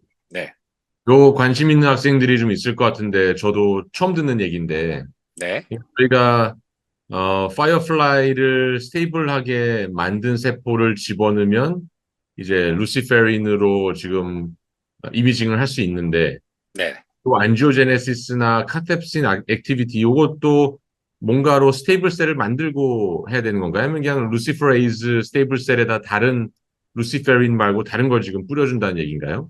그렇죠. 다른 형광 프로브입니다. 뭐 여기는 제품명에 써 있는데요. 뭐 엔지오센스나 뭐 프로세스 이런 것들을 넣어주게 되면 어디다가요? 어, 세포에다가. 아니요. 마우스에다가 인젝션을 하는 거죠. 그러니까 쉽게 아, 얘기하면 네, 그러면 세포를 어떤 레이블링할 필요가 없는 거예요. 맞습니다. 그러면 이게 장점이 뭐냐면요. 아, 스폰테니어스하게 발생하는 튜머 모델들 있죠. 뭐 케이라스 뮤탄트 마우스 같은 이런 것들. 그러면 그냥 쭉 키우게 되면 알아서 튜머가 발생하게 되는데 어디서 튜머가 어떤 포인트에서 튜머가 생성되는지 아, 어렵단 말이에요.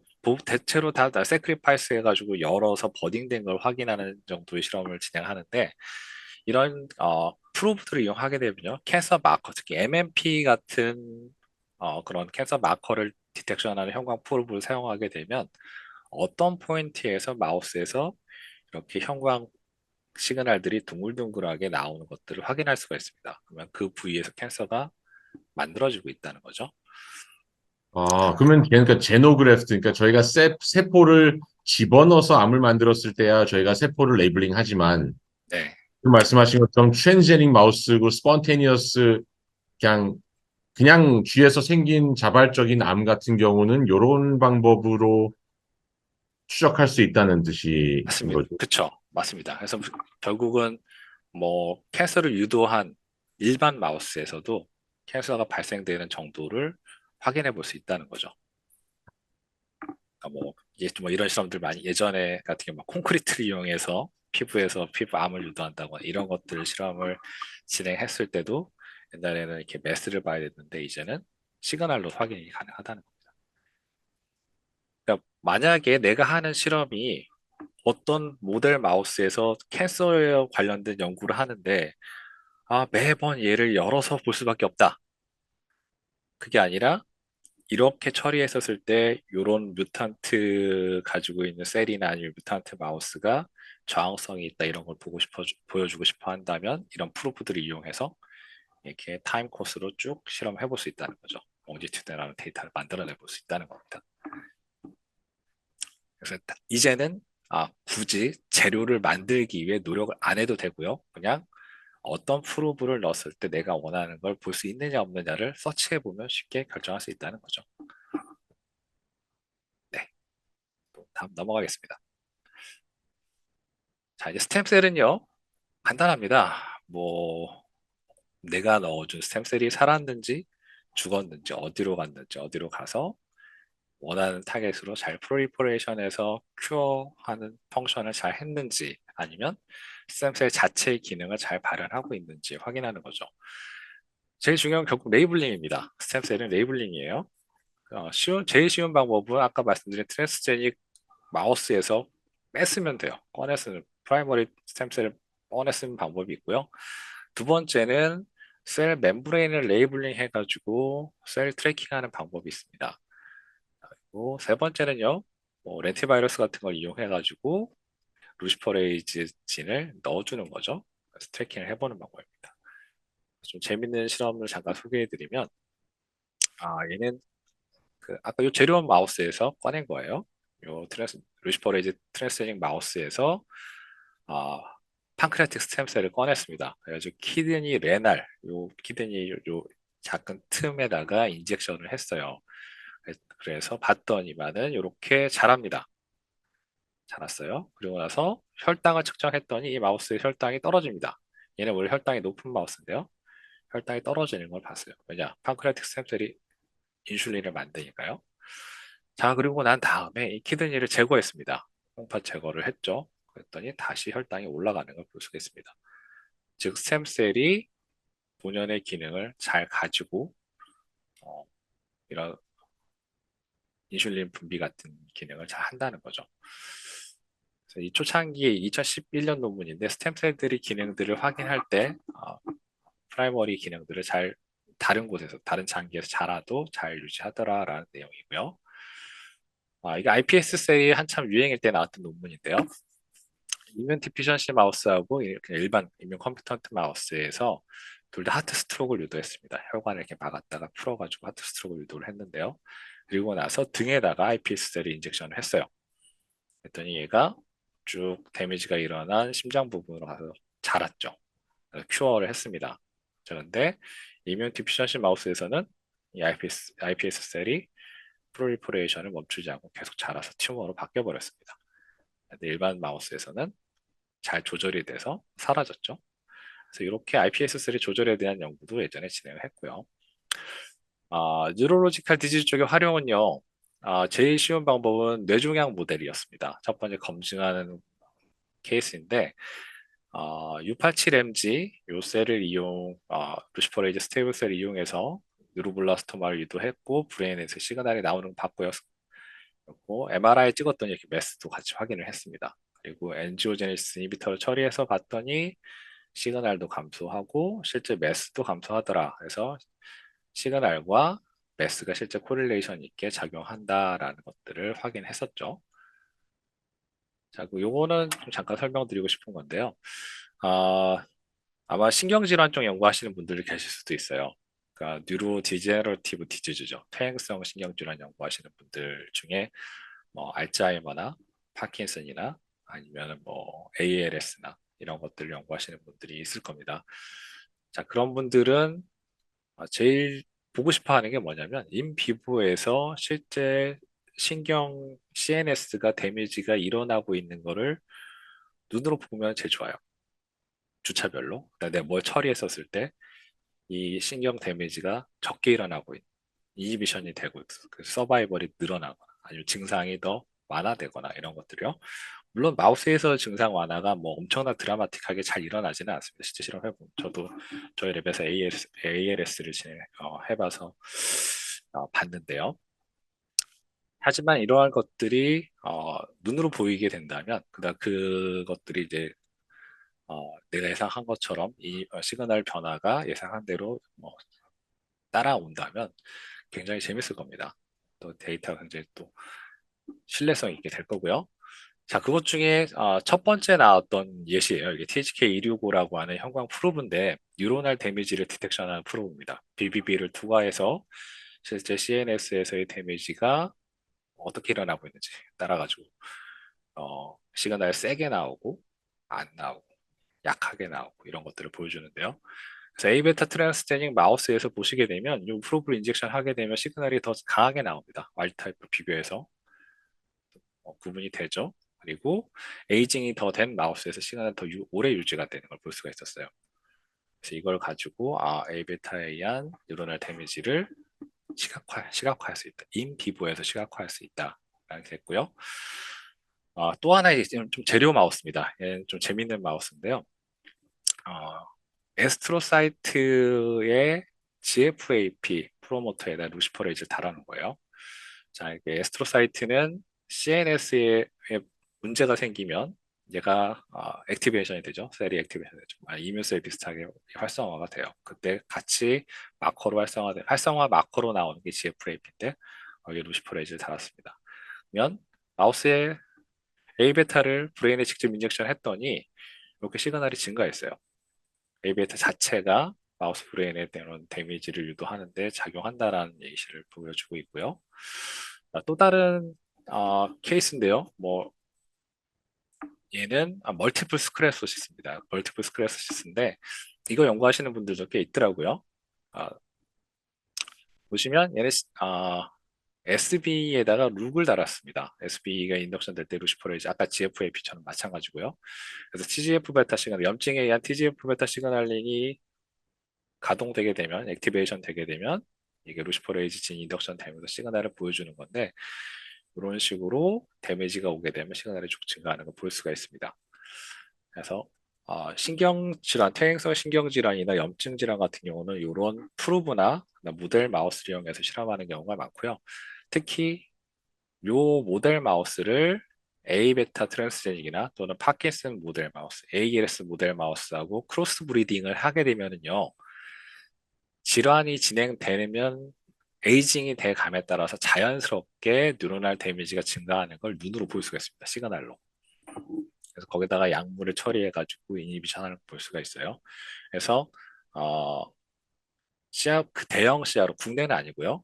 어, 미국에 있는 대형 CRO에서는 이런 모델 마우스를 이용을 합니다. 실질적으로 그런 그 퇴행성 질환 치료제 효능 평가에 더블 테스팅 마우스를 이용해가지고 얼마나 질환을 억제하는지 이런 것들에 대한 평가를 수행하죠.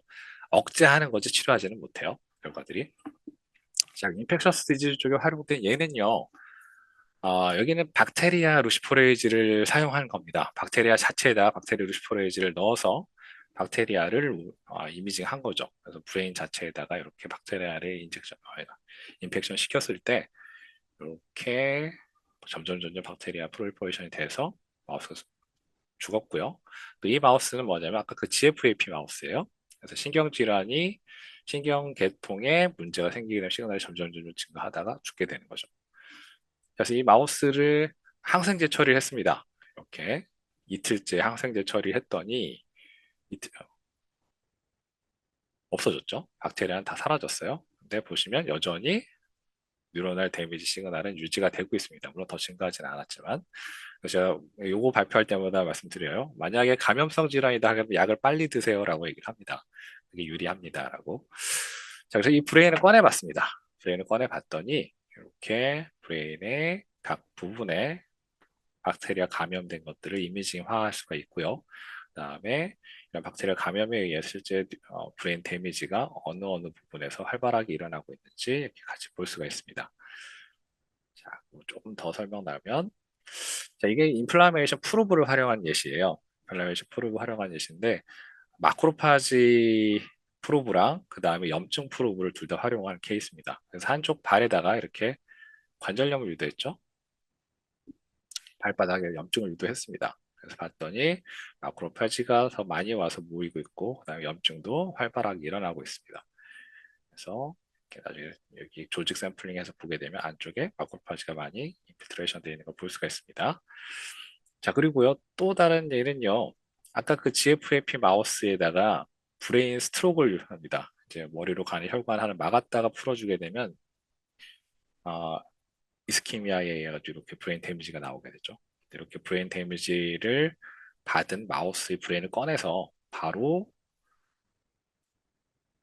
섹션 해가지고 보게 되면요. 이미징 하게 되면 어느 파트들에서 데미지들이 일어나고 있는지를 눈으로 볼 수가 있습니다. 저 인비보에서도 볼 수 있고 엑스비보에서도 결과를 같이 확인할 수가 있었어요. 그래서 보시면 이렇게 시간이 지남에 따라 큐어돼서 시그널이 점점 약해지는 것들 이런 것들도 확인할 수가 있고요.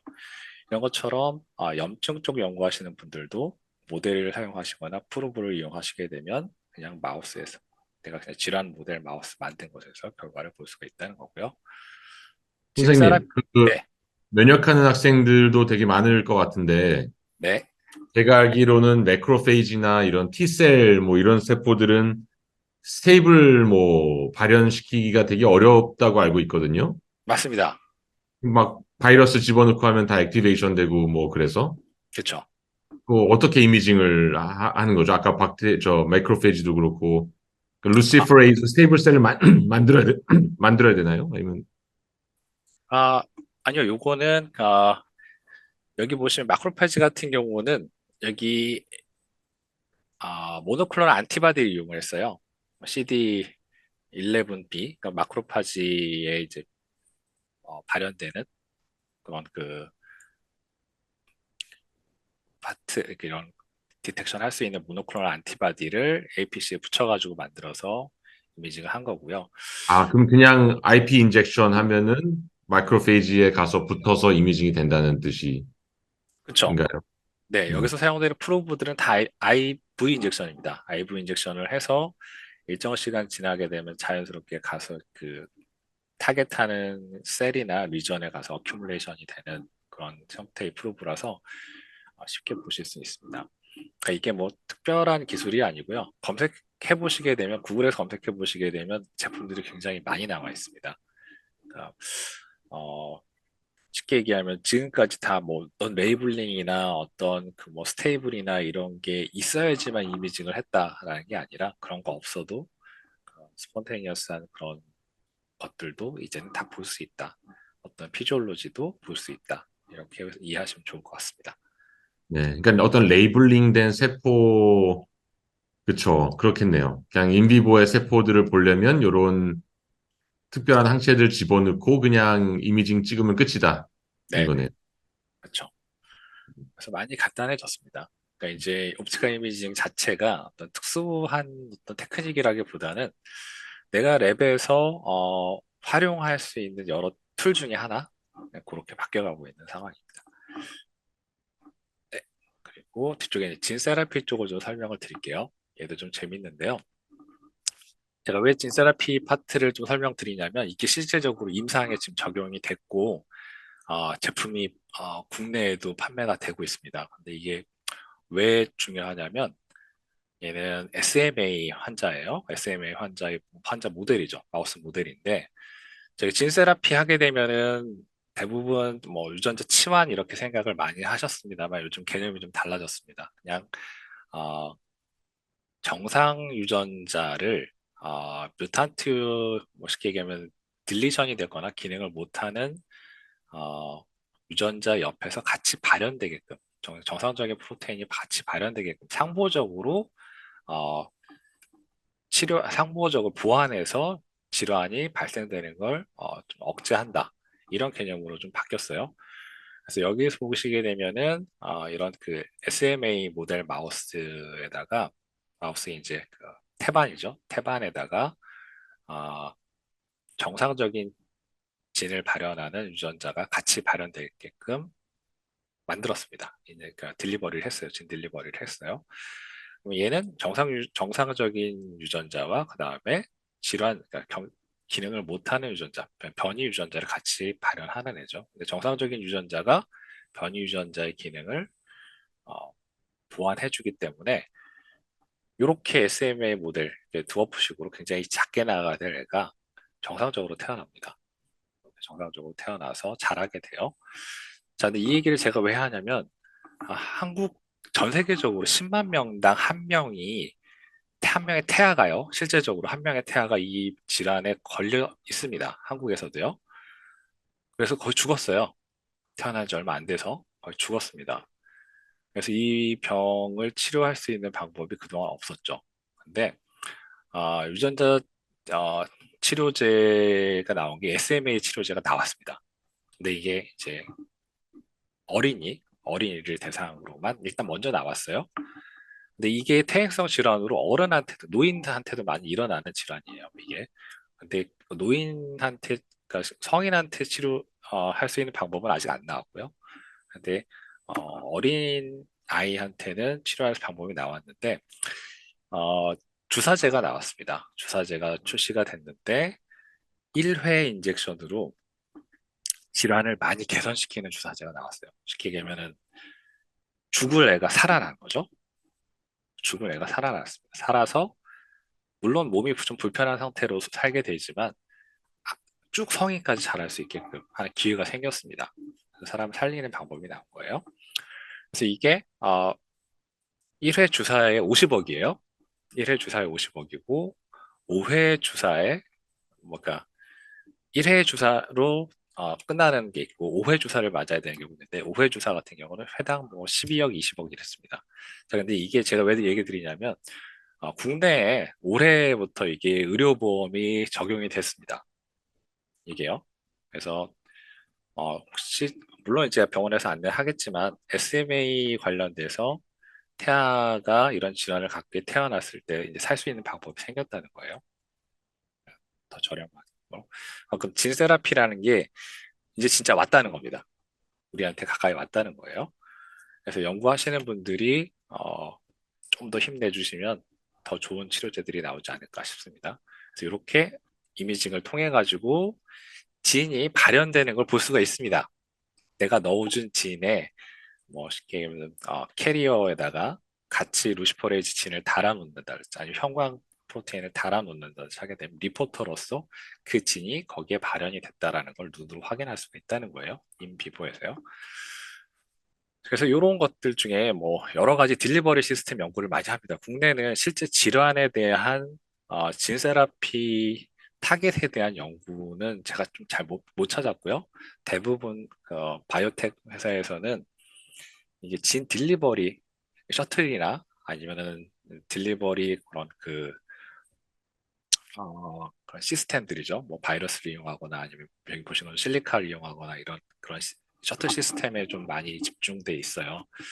자, 여기서 보시게 되면 이런 셔틀 시스템을 통해 가지고 진이 원하는 곳에 딜리버리 돼서 익스프레션 하는 것 이런 것들도 옵티컬 이미징을 통해 가지고 실험이 진행이 되고 있다 말씀드릴 수 있고요. 가장 쉽게 접근할 수 있는 방법은요. 내가 키우는 셀을 지금 레이블링 하는 겁니다.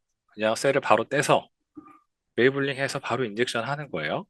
그래서 예전에는 이 스텝이 좀 여러 스텝이 걸려서 셀이 좀 죽기도 하고 레이블링도 좀 시원찮고 그랬는데 요즘은요. 다이 자체가 그냥 PBS에 녹습니다. 그러면 셀을 PBS에 서스펜션하고 그다음에 PBS에다가 다일루션한 다이를 섞어주고 5분 인큐베이션 하면 레이블이 끝나요. 그러니까 셀을 떼서 레이블링하고 인젝션 할 때까지 1시간이 안 걸리는 거예요. 자, 그러면 어떻게 활용이 되냐면요. 이렇게 활용이 됩니다. 이거 좀 넘어가겠습니다. 자, 그냥 프라이머리 마크로파지 꺼내서요. 레이블링해서 다시 넣어줄 수가 있는 거예요. 요게 요 사이가 한 30분. 손이 좀 빠르신 분은 30분 안에 끝낼 수가 있으니까요. 그래서 다시 넣어주고 염증을 유도했을 때 실제 마크로파지가 이동했는지 확인했더니 잘 갑니다. 잘 살아서 잘 가요. 어?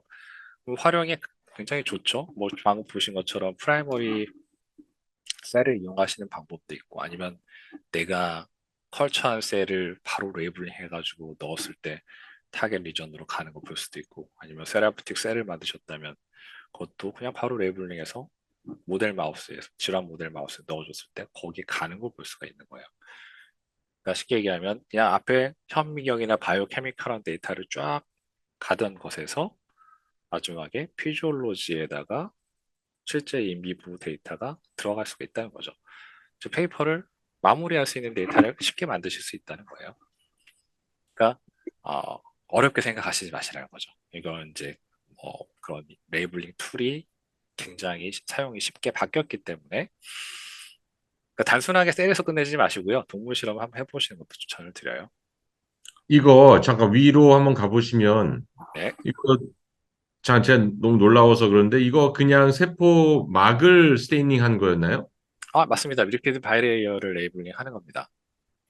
이게 얼마나 오래 가죠? 한 체내에서? 한 2주 정도 보실 수 있어요. 2주요. 네. 그럼 이거 뭐 암세포 찔러 넣고 렁 가고 뭐 이런 것들도 볼 수 있겠네요. 그 정도 기간 안에 충분히 보실 수 있습니다. 네. 그러면 이게 만약에 세포가 증식하면 증식 필요 그거는 없게. 그거는 좀 안 됩니다. 그래서 보통은 증식이 필요 없는 셀 있잖아요. 그런 셀 실험하실 때 쓰시면 제일 좋고요. 아니면 증식이 된다 하더라도 나는 증식보다는 로케이션이 중요하다라는 실험을 하실 때 쓰시는 게 좀 좋습니다. 세포 몇 개까지 디텍션이 되나요, 이거? 이거 같은 경우는요, 여기 보시면은 뭐, 여기 10의 9승 뭐 이렇게 나오는데, 다이 사용하는 양에 따라 가지고 뭐 레이블링 하는 개수는 뭐 계속 늘어날 수 있고요. 그리고 거의 한 90% 이상 셀이 레이블링이 되기 때문에 실제 마우스 안에서는 한 1000개에서 뭐 1000개, 1500개 정도 셀이 있으면 보이게 됩니다.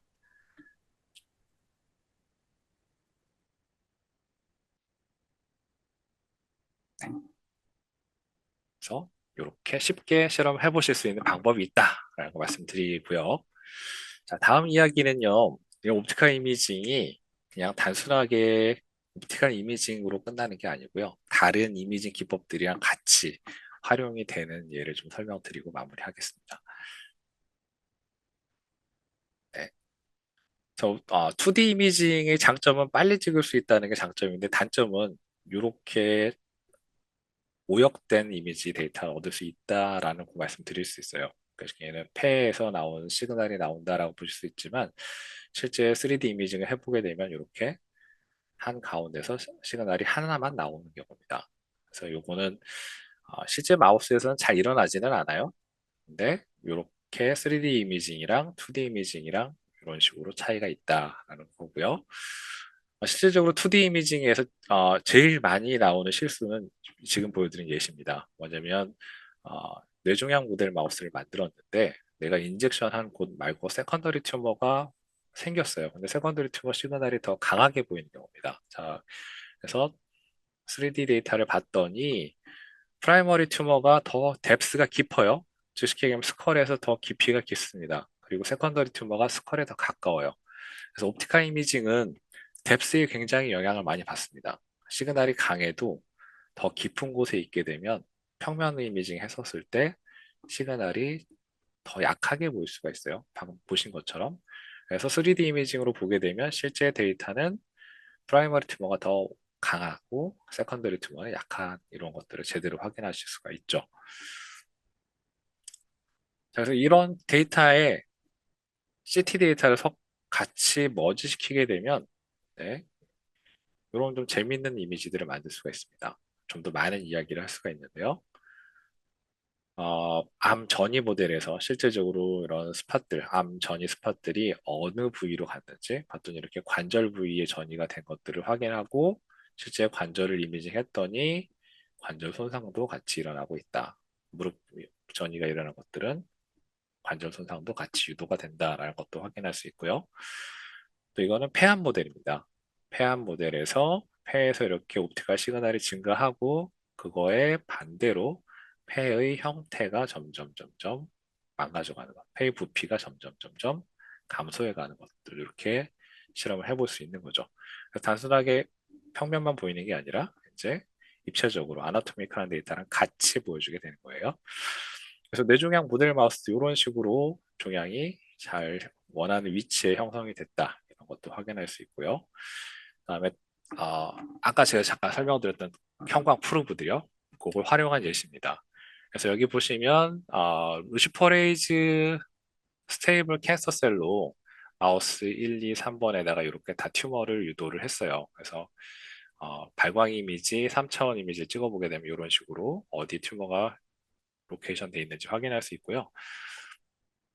자, 이걸 발광으로 찍은 게 아니라 형광입니다. 형광을 사용해 MMP 센스라고 하는 캔서 프로브를 사용했고 프로세스라고 하는 캔서 프로브를 사용했는데 어, 이렇게 형광 3D 이미지를 찍었을 때 같은 곳에서 형광 시그널이 나오는 것들, 발광과 똑같이 형광 시그널이 나올 수가 있는 거죠.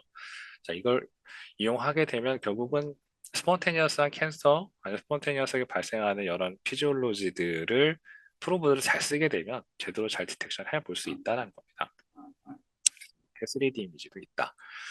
자, 이거 마지막 이야기입니다. 그럼 이 옵티컬 이미징은 어디로 가느냐? 제가 처음에 시작할 때 슬라이드 한 세 번째 정도에서 얘기했을 때 아, 얘는 감도가 높기 때문에 임상 선생님들이 쓰면 좋다. 그다음에 이제 실제 임상에서 캔서 디텍션하는 프로브 개발하는 거는 블루오션이 될 수 있다라고 얘기 들었는데 거기에 사용된 예시입니다. 이미지 가이드 서저리를 잠깐 얘기를 드릴 건데요.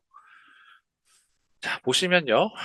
어, 캔서 프로브를 혈관으로 인젝션 한 겁니다. 저희가 아까 제가 말씀 MMPS나 뭐 프로세스나 이런 제품들을 튜머를 모델링한 마우스에다가 인젝션을 했어요. 그리고 나서 이렇게 형광을 조사를 하면은요, 캔서 부위와 정상 조직이 시그널이 다르게 나오고 볼 수가 있습니다. 캔서 부위에서 형광 시그널이 올라오는 걸 볼 수가 있죠. 그러면 그걸 보고 제거를 해갈 수가 있는 거예요. 자, 그럼 이거는 사이즈가 큰 개입니다, 이제. 개에다가 튜머 페인팅이라는 자료예요. 구글에 찾아보시면 보실 수가 있습니다. 이렇게 수술을 하는데 캔서를 유도했고 그다음에 거기에다 튜머 페인팅 그냥 얘 스프레잉 형식이에요. IV 인젝션이 아니라 스프레이 형식으로 뿌리고 와시아웃 하게 되면 표면에 이렇게 붙게 됩니다. 이렇게 정상 조직이랑 해소 조직이랑 바로 확인이 되는 거죠. 그래서 이걸 활용한 예가 복강경 수술하시는데도 활용한 예시가 있었어요. 찾아보면은. 그래서 복강경 앞에 이런 스프레잉 하는 장치를 달아놓고 이렇게 쭉 해소 쪽으로 집어넣은 다음에 뿌리고 와시아웃하고 형광을 조사하고 조직을 확인한 다음에 적출을 하는 거죠. 그래서 이런 식으로 옵티컬 이미징이 실제 임상에도 적용이 될 수 있다. 그리고 이거를 이쪽으로 연구하시는 분들이 한국에 좀 많지는 않아요. 프로브 연구하시는 분들은 이렇게 실제 임상에서 쓸 수 있는 것들도 만들어 보실 수 있다라는 겁니다. 네, 아까 그 실험 관련된 동영상입니다. 잠깐 보여드릴게요.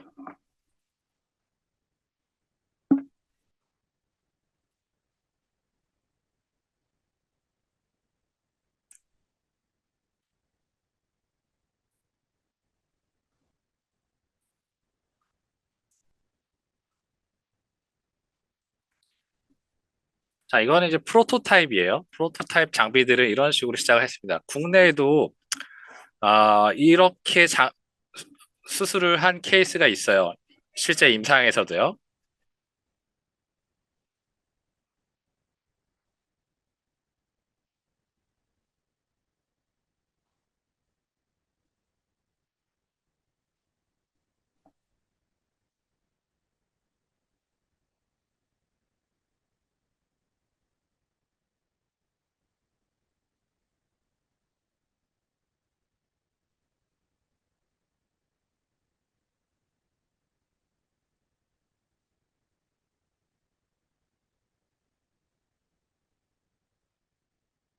이렇게 튜머 페인팅을 통해 가지고 캔서를 레이블링해서 바로바로 레이블링 합니다. 스프레잉 해가지고요. 그래서 적출하고 확인하고 바로 할 수가 있는 거죠.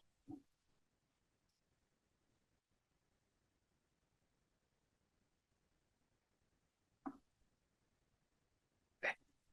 그래서 이러한 그 옵티컬 이미징 관련된 페이퍼는요, 말씀드린 것처럼 굉장히 많이 증가하고 있고 또 사용이 쉽기 때문에 국내에서 많이 쓰고 있습니다.